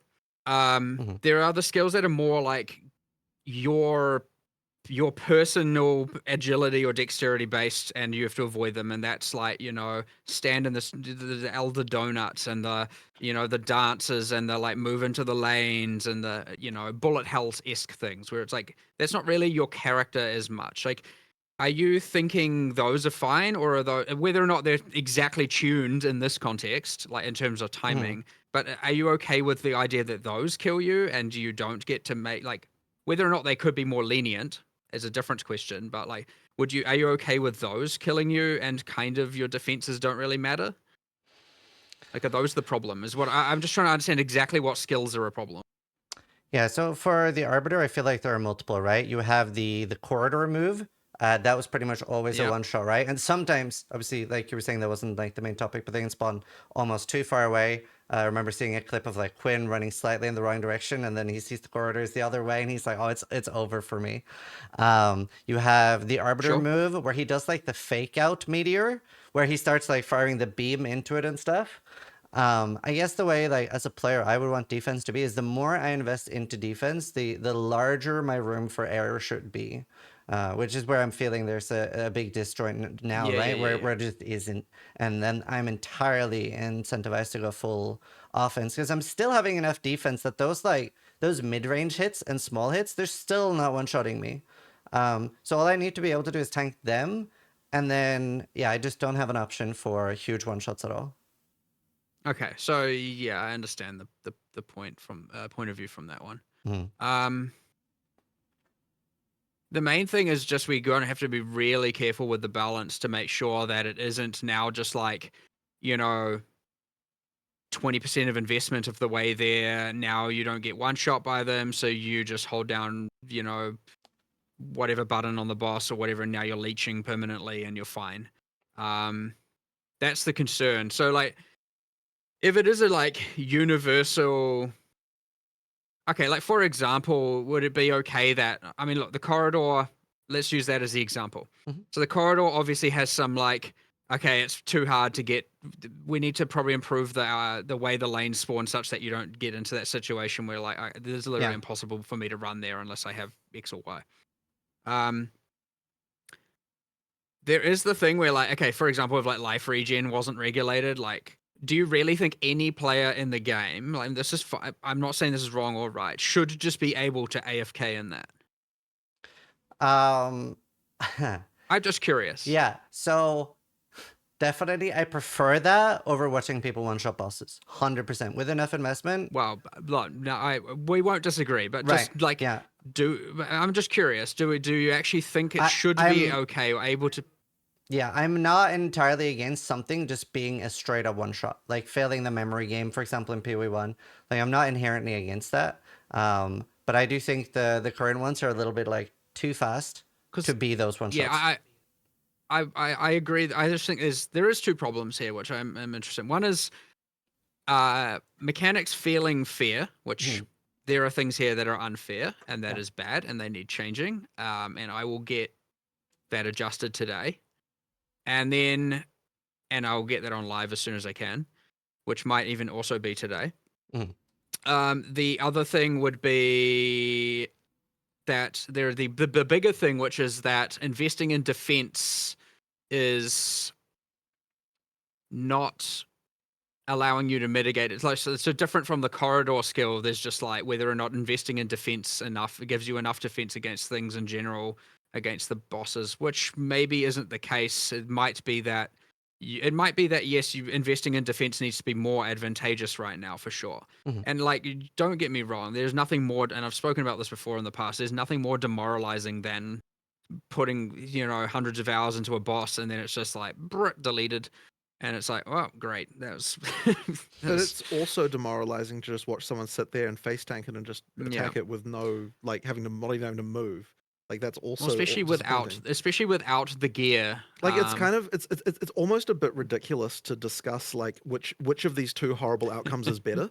Like you know like surely the actual Yeah. answer is like neither of them should be happening. Yeah. No, You know, I agree. It's just that it's pretty rare that we've seen defense be the really OP one. That's all, right? Like we very often see yeah, maybe offense. it is, but like I think that that's probably also a lot around the fact that people like building glass cannons. Like Yeah. that is a thing people just like doing. And so like the amount of incentivization and so then there's the issue of like well, I mean, let me put it this way. Even if right now, and I don't know whether this is the case or not, like it probably isn't, but even if defense was overtuned compared to damage, I think that you're still not going to incentivize people to do that until you get to the point where they're immortal. Like I don't think getting 80% of the way to immortality is actually enough even for people to still not want to build glass cannons. And so you kind of got like that issue of like it's just really really hard to get that balance right. Mm. Um So the like yeah. and that isn't to say that we won't try, but I'm just saying that like it is people there just tends to be an erring on the side of offense for that reason, and I don't think either immortality or insta killing bosses is right. So like you know Yeah. the people probably concentrate on the damage Yeah, more. especially. I mean, we have a bigger problem, especially with just in general, just thinking about it. Like damage also now resulting in crowd control amplifies the problem even further. Yeah. Because that having the boss be heavy stunned and or frozen or whatever, like majority of the Yeah. fight is just even more of a reason to just go ballistic on damage. Yeah. Yeah, look, there are problems here, 100%. I'm just thinking of random other things that Well, yeah, can I also have help other mitigate it. questions about defense as well. So armor break, I would say like effectively disables armor, right, as a defense for hardcore. It's sort of like when it comes around, it kind of like shuts down your main form of defense. You're feeling like very tanky if you do invest into armor. Well, ideally, I do still armor needs a buff. But I guess the problem I have with Armor Break and Fizz Overwhelm in PoE1 is that it's just so crazy to me to have something effectively shut down your defense from time to time. So yeah, Yeah. I are you happy with Armor Break and Fizz Overwhelm being in the I'm game? well, in PoE2 context, I am not happy with the current state of Monster Armor Break. No, that is also on my change today list. So I need to. There's a few things. It was meant to be that they're breaking flat amounts of armor, and that isn't. So if the more you stack, the less significant the armor break becomes from the enemy. I suspect there might be some sources of percentage based in there, which are just like it disincentivizes. I mean, it just means that the more you have, the more you're relying on armor, the more punished it's going to be. So Yeah. I just need to do a quick audit. There's not that many sources, thankfully, so it won't take long, and I just need to make sure that it's working. And then there are possibly cases where it is just doing too much, and yeah, it's just like yeah, it acts as an insane weakness. But yeah, I know 100% agreed. It is not in the right spot, and also on the today list. So I need to make sure that we go back, get the community team to go back through this afterwards and make sure I don't forget about all these things. But no, that one I already have. There's that and the speed and a bunch of these other and arbiter and there's a Yeah. whole bunch of stuff here. Yeah. Yeah, we've gone over a lot already. Do you think in the short term we could see just like a straight up number buff to armor while you're trying to work out a long term solution? Oh no, but I'm not talking about a long-term solution for the armor break thing. I'm talking about it. It'll be solved No, today. I know, but like that's what I mean for armor Oh, too. I Is see what that you're saying. Sorry. Misunderstood. Yeah, sure. I can't In order to be able to immediately say that. In order really. to change armor, we'd need to be able to understand why it's bad. And I don't think just changing the number right now is right for that. okay? That's fair. Like I don't think we've fully understood We the did issue a there. few things. Like we there was some overwhelm on some bosses and we removed it, and there was there were too many skills converting too much into element. And I think we pushed back a lot of that. So like it obviously makes the armor more effective against those abilities, and like there's a lot more of that we probably need to reevaluate as well, just across the board. Yeah. But that stuff's really fast to change. As for just a global number But shift, that's an example right there of why just changing the number wouldn't have even helped, right? Like if the problem is elemental damage, then making armor stronger wouldn't have done anything for that. So like Yeah. it's so important to understand the reason before we just make changes. obviously the danger there by moving more Fizz is it then makes it worse for non-armor builds as well, but that increases the power of armor differential to the others, and so there's you've got to be careful with that. Yeah. But well, maybe Because I would maybe there's something we can do more imminently. anecdotally, I would definitely love more access to different forms of defense, and I know that is definitely an EA problem where just not everything is in yet. But just to like anecdotally run you through my experience, I am a Smith of Kitava, so I have like the shared res and the shared max res. So I'm 89, 90, 90. And for a long time, I was like 85, 86, 87. So very high alley res. And on top of that, I was wearing a Which cloak means, of... yes, currently moving more into Fizz is probably going to be to your detriment. Yeah, sure. But even with that and a cloak of flames, and I can't remember the name, Hollow something, but there's the unique helmet with like 15% fizz reduction. Even with all of that mitigation, I was like at the start of today's stream, I was very rough until I got my fourth lab. That I was able to like improve it a little bit, but it felt a little bit weird to me as a player that I've like my entire ascendancy was defense based. I picked up every defense I could on the tree, and I was trying so hard to get really good gear too, and it was very rough on defense. I mean, what I immediately probably will do after is I'm just going to grab your character, put it locally, and then just kind of just have a look at that. It's just so I can get a better exact understanding. But like, sure. I can give you a snapshot before I because now with regen it has been we can we have it all. we have it all. Don't worry. perfect. We can take anyone's character from live and just play with it. It's not a Perfect. Yeah. The regen did make a big difference, but I'm still seeing a lot of issues there. Another thing that has been brought up a lot, and I thought was a really good point, was we see chaos damage very early in PoE 2. In PoE 1, it was like generally something we'd see a lot later. Would you be open to considering something like the Chaos Soul Core being a rune instead, something that we can like get early? It's definitely a big part of what makes Viper so scary. Is it's almost impossible to get Chaos Res early on. But yeah.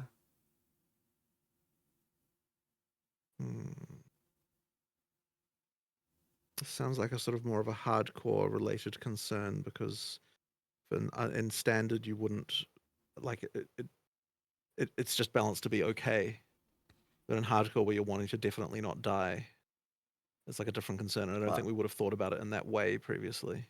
It is sort of a medium core chaos... concern because like if you can't get past the boss, you are just stuck there. Oh sure, but like I mean the damage like it's balanced assuming 0 chaos resist, right? So like Viper's hard. It is hard. It is a hard fight. That's just a side note that's separate. But like in terms of just the fact that it's chaos damage, I don't think is as relevant in standard play because like we're balanced assuming you have no chaos resistance, and so therefore, what does she do that's chaos? Obviously the big purple meteor storm that I want to make some changes to because it just creates too much mess on the ground. It's a little bit lacking clarity or that fairness problem. And then the how many spare of her things, skills... right? I'm assuming. So the way it works is aside from poison itself dealing chaos damage, the only other things that are chaos damage are anything that is purple. Yeah. Right. So all of her green stabs and slashes, none of that is chaos, and none of it should be chaos. It's physical hits, and then the poison. If it poisons you, then it is chaos damage. But because the poison damage is based on the hit, your armor effectively mitigates the chaos damage because it reduced the hit size. Right. Yeah. So yeah. So yeah, the meteor thing is a problem, but it's like more of a fairness problem because ideally you should be able to dodge that pretty reliably every time. Right now, it's a bit of a mess. It is hard to dodge that. Yes, but aside from that, it would only be the poison, of which, yes, your other defenses would, armor in particular and evasion would mitigate. Right. But yes, I do. It is the case, by the way, that if a thing like any snake spitter that's spitting at you with some green poison thing, that aside from the poison debuff, which I believe you said kind of wasn't that dangerous earlier in general, and maybe there are certain cases where it is. It's definitely dangerous if you're playing an evasion character. Like that poison feels lethal, and that's once again because the armor didn't. The hit is never chaos damage, just to be clear. Which in PoE 1 it is. It's like half chaos, half fizz. Yeah. No, I did not know that. I fully thought the spares from the side, which a lot of people say is the most dangerous attack, I thought that was chaos. So it's very heavy Just hit. fizz. Right. Okay. Yeah. So that's probably just more of a Viper is too hard problem. Right. Makes sense. Mm. I wanted to ask you a little She bit is about. hard. She's very hard. I wanted to ask you a little bit about pushing. As a player, I experience that sometimes, like as like it's almost seems like desync to me, if I'm being frank. Um, is there an option to have more source of push resistance? Something, for example, like the more strength the character has, or wearing heavy armor. It does seem a little silly to a lot of people that like people maybe have 300, 500 strength, or they're wearing like full plate, but like yeah, a lot of monsters are just pushing you around very easily.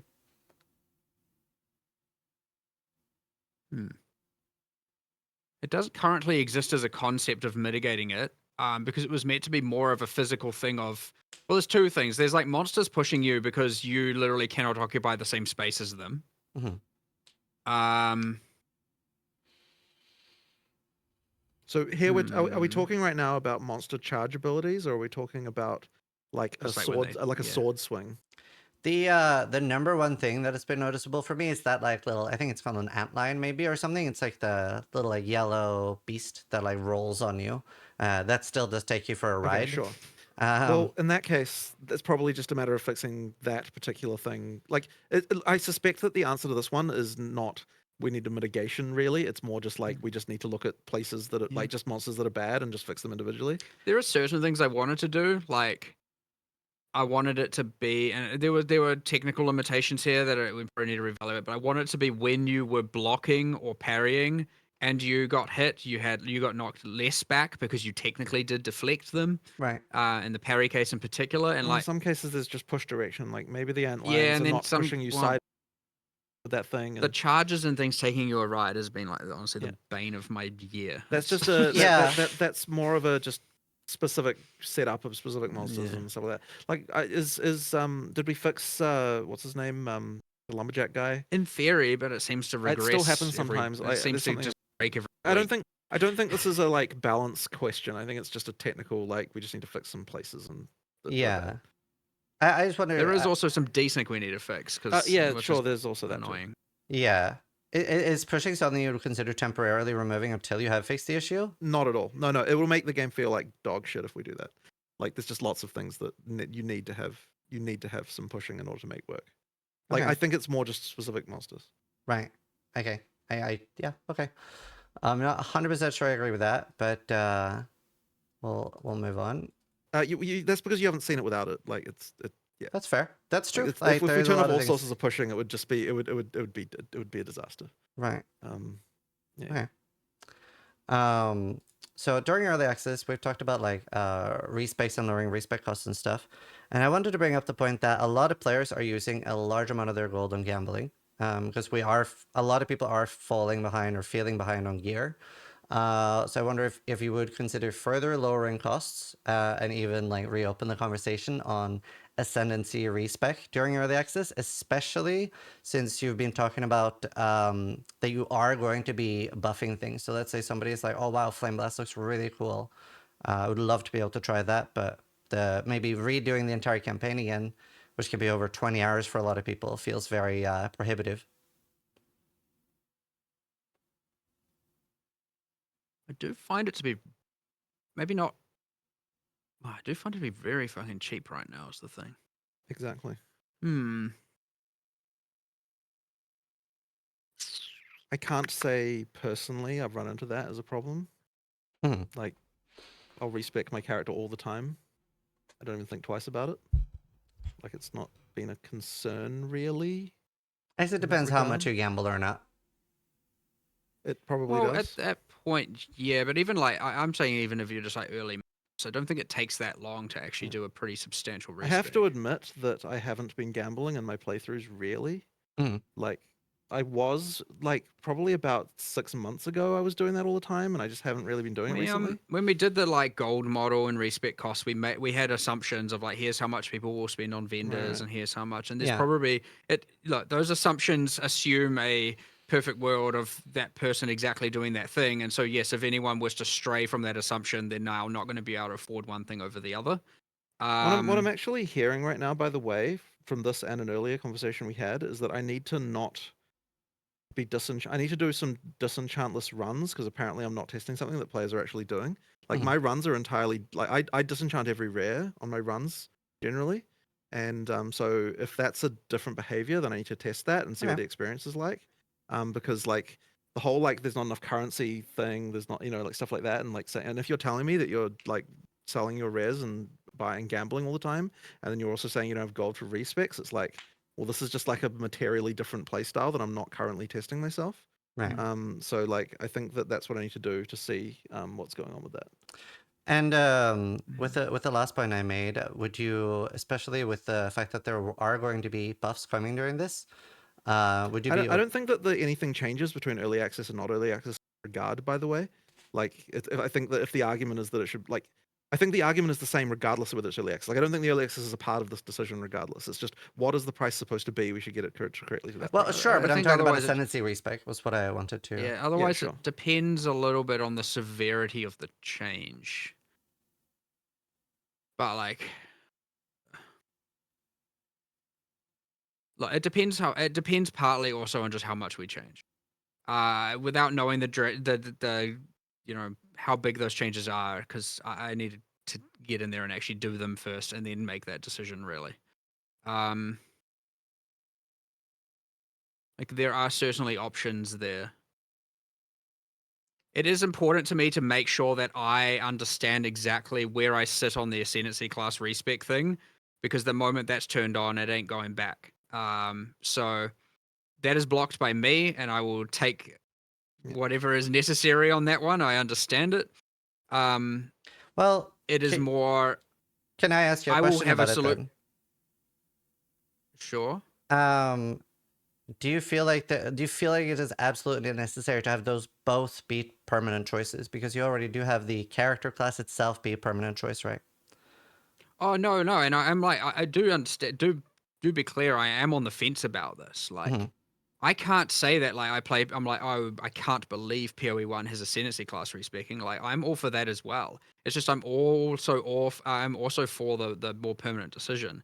I'm just like I need to find the variable that makes me be able to, or the articulation to be able to go one way or the other. And it's very easy to just fold on that. Like very easy. It'd be very easy to just be like, we're going to change it right now. But it's not. When you have the things that you can't come back from, like you definitely want to be certain to some degree. There are some other staff that share the same sentiment as me, and I might just go and have a bigger discussion and actually figure that out. And like, it is true, it's not really fair to make people have to wait for that decision on my behalf. I kind of was like, look, by release, post early access, you will have that decision one way or the other, and that will be the way it is. But yeah, fair enough. If the argument is like, if it's going to come up every single time, which is fair, people care about it, then I probably need to press the decision sooner than later. So I'll just get that answer sooner and not have people wait so long. Hopefully, for everyone's sake, it's the answer you want. But if it isn't, well, you might just have to deal with it. That's fair. That's fair. I think I was curious about like, so you went with the decision to keep that energy shield does not get bled, which is sort of like giving monsters a form to be immune, right? Like it feels very similar to like a monster. I don't think that we've actually come to a decision on this really. Like there wasn't like I think after the last time this was discussed, we never actually went back and talked about it. So I wouldn't say we've decided that. It's more just that it just went in like that because we didn't get another chance to talk about it. So I don't know that we have a real answer as to what we want to do with that yet. Okay. Like we probably will revisit that. I personally am just all for changing it, to be honest. Okay, well, sure. Then I mean, I have no objection to that. We made the decision a while back. Like I don't see why it can't. Yeah. Like, I did want to bring up, if you do make it like that on players too, remember to put bleed immune on CI. Yeah. We will definitely change CI, but it is a thing that the players are now going to have to deal with who aren't CI, just as a note as a thing that will happen. Yeah, but I wouldn't say that bleed is exactly breaking the bank right now, is it? Or it was for a while. There was a period there where like bleed was just brutal. Like what changed to make that not the case? Like I'm talking pre-release. It. Like, could you remember when the freaking like prowlers and G14 bled you? We and, had we had bleed on a lot more things, Yeah. and then there was some crazy damage multipliers on it. some that I can't remember why they were, but I mean, again, pre-release numbers, Yeah. things, Cool. which was also unfun, by the way. Oh yeah, when, the reason I removed it. I'm just saying, like, I don't remember what happened. Yeah. I have a question about Ignite Prolif, specifically with the monsters needing to stand still for, or like needing to be near the source for 2 seconds, to be able to Yeah, yeah. proliferate. It probably needs to be buffed. it's on the today list. It Okay. It needs was to be actually on buffed. my yesterday list, and I didn't quite get to it, so Cool. it sucks. I know we've had a lot of heavy questions, but I have a bit of a lighter question for myself. Like, how are you feeling about the current like Blessed Orb and Divine Orb being bundled together? I don't have a problem with it. I mean, is there anything? I would say I don't have a feeling one way or Yeah. the other, really. It's Yeah. just how do you feel about it? I definitely like. I don't know if this is just a PoE1 player thing, but I definitely feel like it's missing. Because like I would never divine an item, like because the divine it's a big investment, right? Like we use it a lot on like uniques or like when a main weapon is like in need of it. But Okay, are you saying that? Are you saying that you believe that this is reducing the desire to actually use divines? it's just that I would never use it for just an implicit on an item, so it just makes an item feel like pretty much permanently worse than what it should be, I guess, is like my personal anecdotal feeling as a player. I mean, is that partly also just because the ranges and or power of an implicit is just too weak as well? Yeah, potentially. They're not exactly impactful in most regards. Some are good, some are very good. I can't say this is something we've really thought about. Yeah. So Yeah. that's just It's goes just on a the list thing of that stuff kind of to think. happened, and then Yeah. like, yeah, we honestly it just went under the radar the whole time. So Yeah. if there are more opinions on that, I'd be like really happy Alright. to hear them. Yeah. It was just something I was curious about, so far to bring it up. The next thing is about movement speed. In PoE 1, we have a lot more things like Whirling Blades, Frostblink, etc. And in PoE 1, I feel like it's a bit more viable to completely forego movement speed on boots and go for like triple energy shield. But obviously, movement abilities aren't in the same spot in PoE 2. Is there ever a world where you either like think about like removing the hidden movement reductions on shield and armor, give like a implicit movement speed to boots or something like that, so they scale a little bit with like the higher bases? Well, I mean, are you just saying here just make movement speed on the player faster?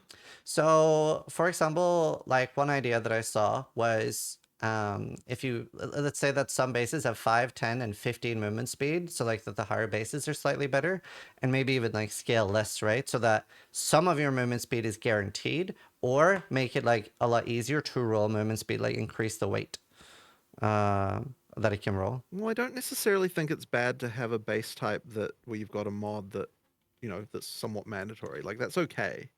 But it sounds like but if you're Well, as a like player, it just like if honestly, because I mean the thing is in PoE1, are there really people going around like? Surely it isn't common that people don't have movement speed on their boots in PoE1.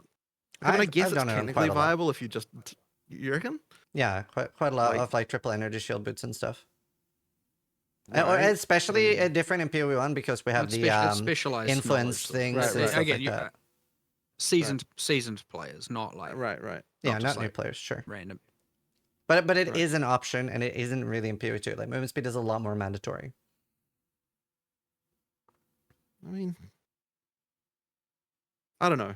To me, like I mean, sure, I do not disagree with the fact that there can be scenarios in PoE1 where that's not the case, but I would still say it's basically mandatory there for them. Like for most of your PoE playing career, I would say that you're Well, going to be wanting to get movement speed on your boots. You know. I would even argue like the single best boot in PoE1, which is the Ralakesh and Patience, they don't have movement speed on them, and like they're still considered like Right. pretty much the best boot. Right. But I mean, isn't it fundamentally then just back to the question of like, you want to move faster? Yeah, for sure, it is. Sure. So I mean, I guess that would be so At the really end it of just the day, comes back what to people that. want. Move Right. faster implicitly and less dependency on the mod, right? Yeah. But I mean, whether or not it's implicit Which or is based on the mod or anything, it's just I want to move faster, right? Like it feels like that's really the core. Which of comes back to Yeah, the we yeah. need to have those discussions and Right. Yeah. It's similar. A difference in PoE2 is that the implicits of uniques, especially things like life sprig, will scale into the endgame. Where, like, if I find a life sprig on my level 80 character now, it's never going to be usable early game. But the explicits on life sprig, and a lot of other caster uniques and things like that, they don't scale either. So have you explored the idea of the actual explicit scaling or the implicit not scaling so that you can find these like twink leveling uniques? Like what are your thoughts around the uniques there? I don't think we would want uniques to have the explicit scale like that. That's kind of not what uniques are about. So I just not that is not a particular solution. That The I would bigger want. questions about whether or not the implicit, the skill should or shouldn't level up with the item. Well, I mean, it currently does, right? It does. It does. But something that could be interesting is that if you find a life sprig on a level 80 character, it can scale up to that level. So it would scale with your character. That would make it feel really good as a leveling item, for example. That you can use it at level 1, you hit level 3. I really don't like that kind of thing. The whole like item that just scales with your character. Like, I don't think that we want to move in a direction where you'll have less times when you put items on your character as you level up. Like, that doesn't feel like the right direction to me. But there's also more whether, and there's a second part to that, which is whether or not life sprig should even have high level requirements ever, which is a thing that's come up a bit. That's a separate question. That it's come up. I'm kind of not quite sure about that one at the moment. That's fair. Yeah. Well, there'll be more discussion. I mean, so actually, so one thing that was proposed and as a potential solution to this is that just the like. I feel like maybe you didn't like this. I can't remember who didn't like this. Someone didn't like this. Because I proposed that we make it so that the implicit skill on uniques has like a cap level, but then that does level up as you go through the game. Like it's not that it levels up, it's that like it is capped to the level of where you are. Yeah. So that way, even if you get a level 80 life sprig, you can still equip it at low levels, and then and then that will go with you effectively. And somehow I see that as different from like your items changing as you level up. That to me, that's not like quite the same thing. So like that would potentially be an option. I don't remember why there was some reason why we didn't do that, but like it might still be on the cards. That's fair. Wait, so you're saying you're saying if you find it at level 80, I'm saying if you find it at level 80. 16 skill, but you can still equip it. It doesn't change the level requirement, but then the skill gets down leveled to the maximum that it can be for the. Oh sure, Yeah, I thought that's what he's proposed just a second ago, but no, he's talking about the explicit scaling. No, there's a second thing there. The second one was that, yeah. Yeah. Okay, sorry. Maybe I misunderstood then. Okay, right. So in that case, then sure. Like, I mean, I would personally prefer to just be like, you can drop a low level life sprig, and that's you use a low level. Yeah, but I don't love that either, honestly. But I don't hate that. Yeah. And like, there's a part of me that also kind of liked the idea that there were some uniques that were more valuable to find at lower levels, which I thought was kind of interesting. But I don't know whether players actually like that or not. So that's just kind of like a random other thing. That's fair. But I don't hate that. Yeah. What you I was just curious because we do find them a lot. Another question is about the minion resurrect timer. It keeps resetting like the entire timer every time a monster dies. And that can feel very frustrating. So I wondered, how do you feel about that? That the entire timer resets? Well, if you don't have that, it feels a lot more frustrating. Let me tell you. Like that was how it was until we changed it, and like it was so bad. Because what happens is that like the monsters, that your minions just die one at a time, and then they can never really accomplish anything, and it's just trust me, that was a buff. That change, like that was a massive improvement. So yeah, like until you experience it the other way, you will understand if you play it the other way. There might be an intermediary there. I want to explore some options. Well, it's for also, example, like instead of resetting the entire timer, it adds to the timer based on like the cost of the minion or something like that. We might be able to do something like that. But I don't know. But that's not going to fix the fundamental issue, which is that minions work best when there's lots of minions. And so the issue that we had is that you just get into a situation where they just trickle in and die one at a time. No matter what, they have to revive all at the same time. That has to happen, yes. I'm just saying it could be that, like, okay, let's say everyone's dead but one. Right. So it increases a bit, but not as much. And so instead of like, all about to revive except for one, he died. And now that actually is viable, and that maybe is a change we could make. And like, would you ever be open to adding a keystone that changes the behavior? I was actually thinking about that earlier today, and I mostly, like the troll in me, was like, "Oh, we should do this just so the players can see how bad it is." Yeah. but yeah, that was probably a negative thought I shouldn't be having. No, that's fair. But I mean, I think a lot of people would like yeah, to see it. yeah, sure. Yeah, no, I think the thing Mark just said is much more reasonable, and Yeah. so we should probably do something more like that. Yeah. Convocation, is that something on the table? It's like maybe a spirit skill or something? I don't love it. That's fair. I don't love it.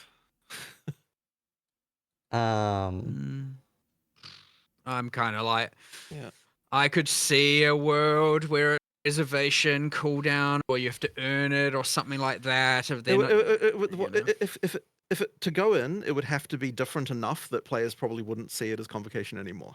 Like, I suspect that's kind of the reality. Like, yeah, Right. like as Mark said, you'd have to add some kind of conditions, or you'd have to do something, and it's like at that point, it's not even doing the thing the players want it for anyway. So it's like, Yeah. you know, like that being said, Yeah, it yeah. might still just be better, and there might be some room for it. I don't love it.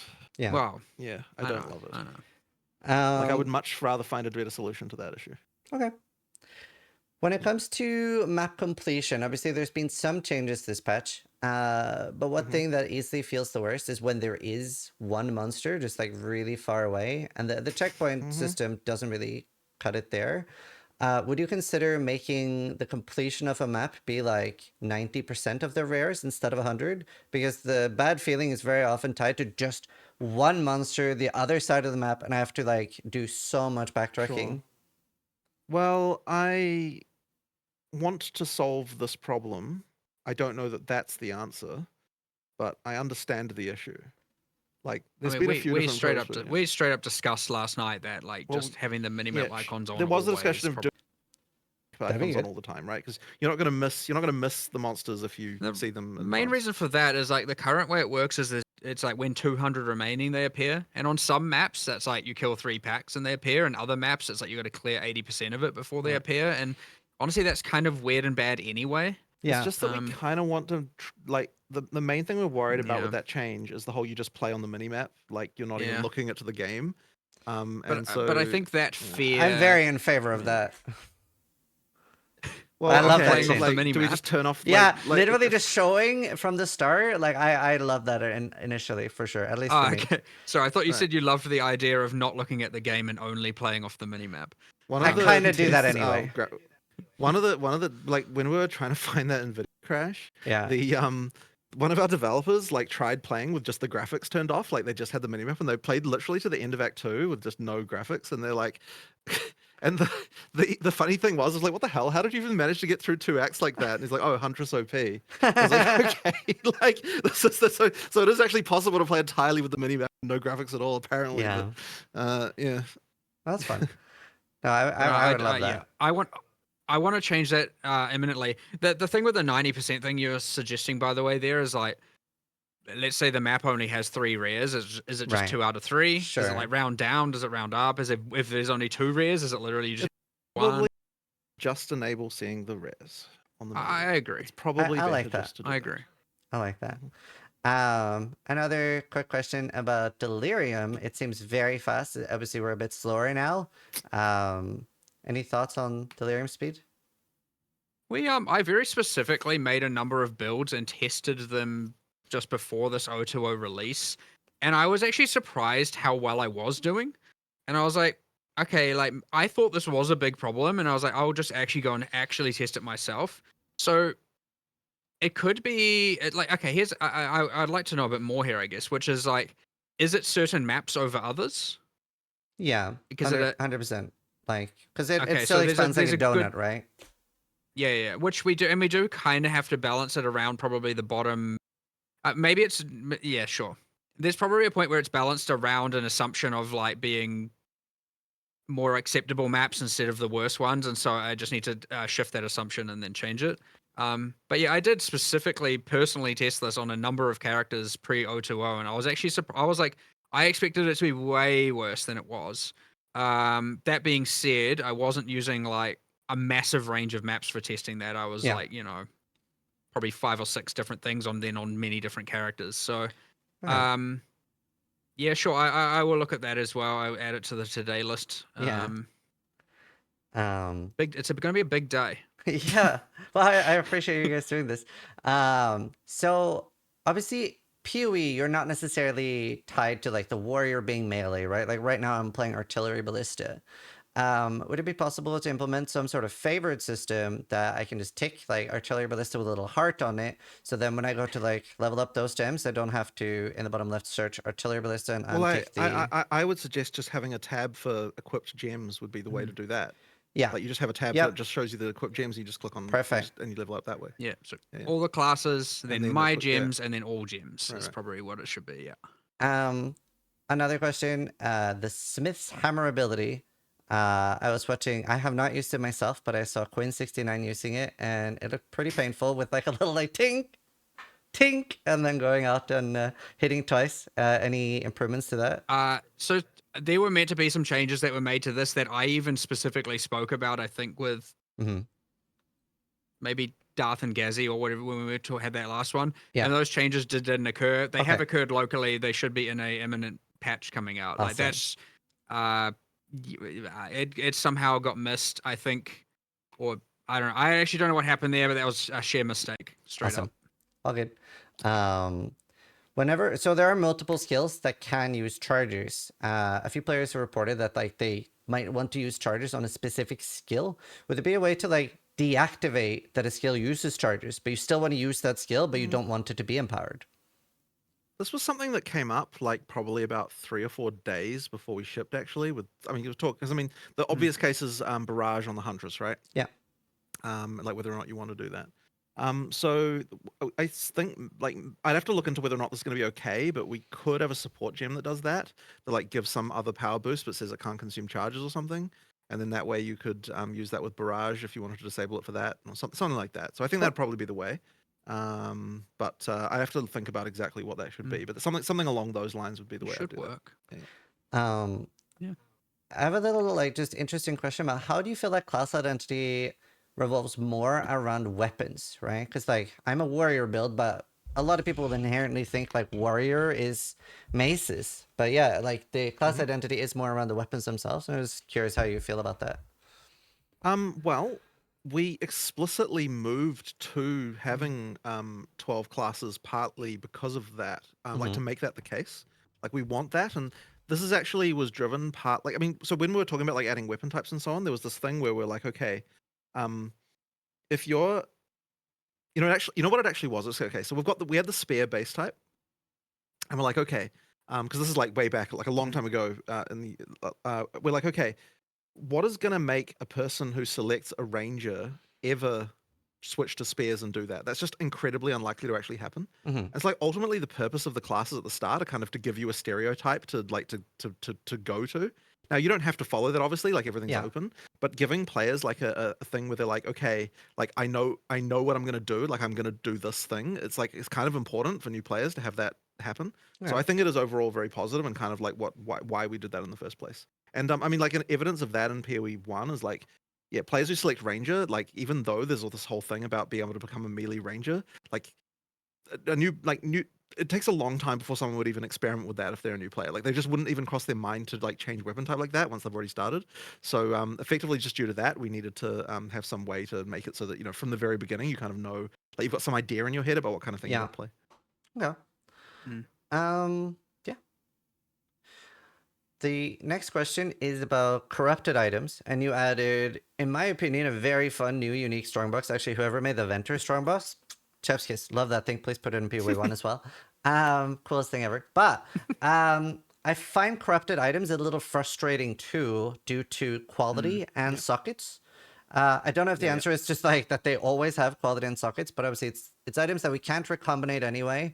And I just want to hear your thoughts on a balance pass from that. It's very frustrating to get a really cool unique that is or rare that is effectively useless. Yeah, something needs to change there. Like it isn't right. We actually removed some corrupted drops before O2O went out, and then because we were like, wait, hold on, getting corrupted items just sucks.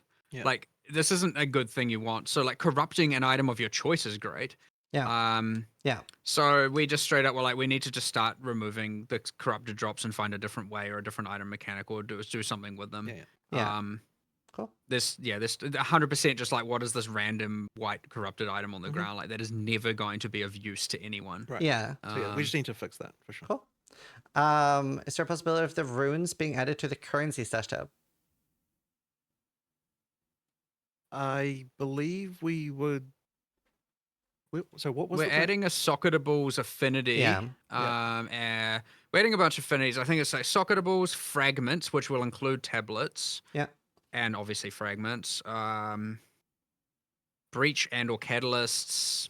Cool. Expedition and thus also logbooks and the currency. You know, we're adding a whole bunch of them. I think there's 5, 6, 7 maybe different affinities that we're meant to be adding within like, you know, I would expect to see that within a week probably is my like guess. We're not going to add that. This is like currently it has the whole you have to have the stash tab in order to have the affinity, and we're like having to divorce that a little bit so that we Yeah. can just have the affinities with because the tabs take longer to make. And so that we're doing that work currently, and I would expect to have all of that. So you can use your premium quads, whatever, you know, to stash all of those. Cool. Actually almost through with all of my questions here. So this isn't something, sadly, that I've been able to interact too much with, but I wanted to talk a little bit about recombinators anyway, and just see if you guys have looked into it, looked into the data a little bit. Obviously, I've seen a clip of, for example, Karn having like the 0.91 chance to recombinate. Yeah, just what do you guys think of recombinator use this early, basically? I don't think we've even had enough real Yeah, experience. kind of with it. waiting for more info and data there for Yep. sure. Yeah. I did worry that there'd be that people would start seeing those very low values because they're using extremely rare item modifiers Yeah. or numbers of mods and getting like, oh my god, it says less than 1% or less than 2. This whole system sucks. There was a real like.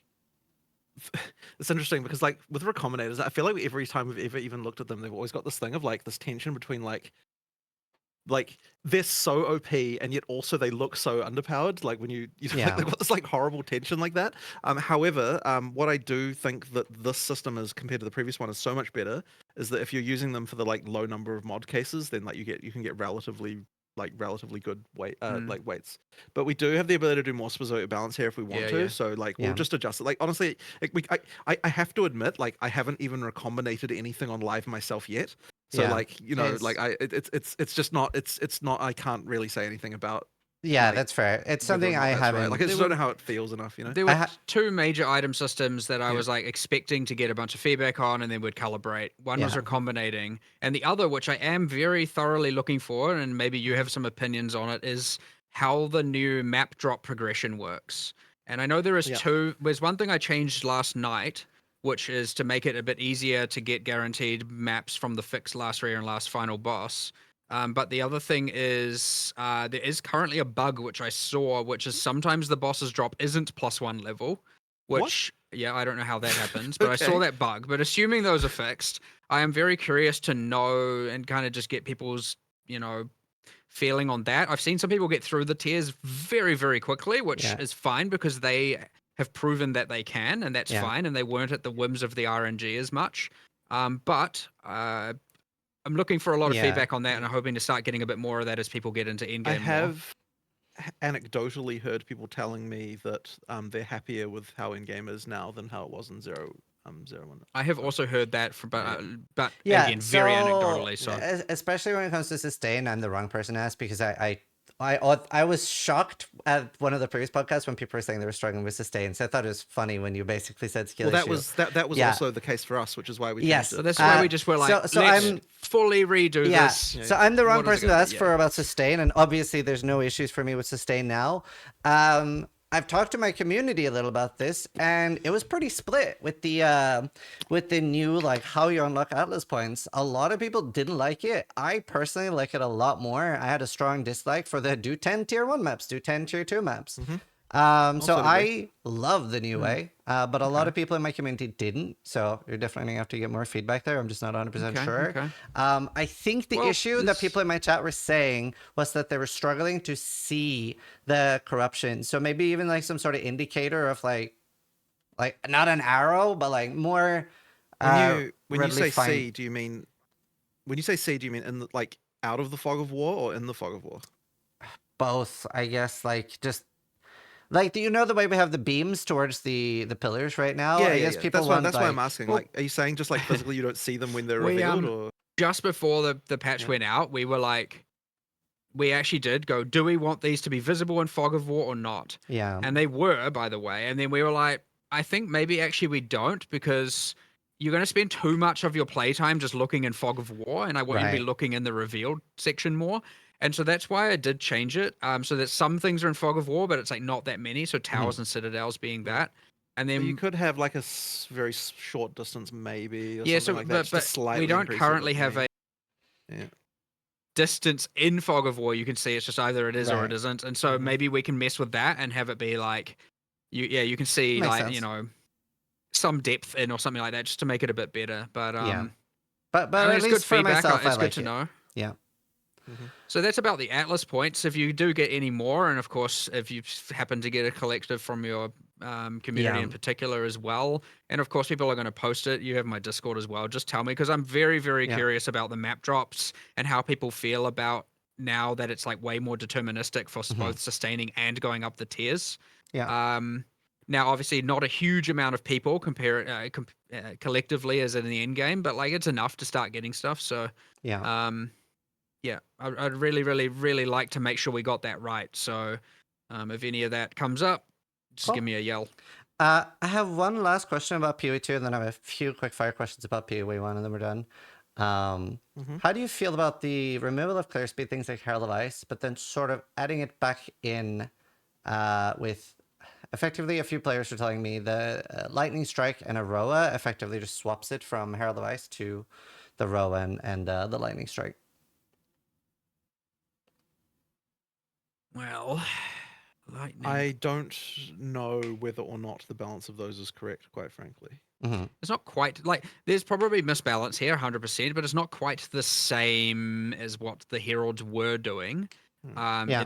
But it is still a balance anomaly for sure. Like I certainly have people playing, I know people who are playing Lightning Archers right now, and they're like, why am I suffering like this? I'm going to swap to Lightning Spear, which I assume is what you meant. Yeah, Root 2 made me promise yeah. to ask that.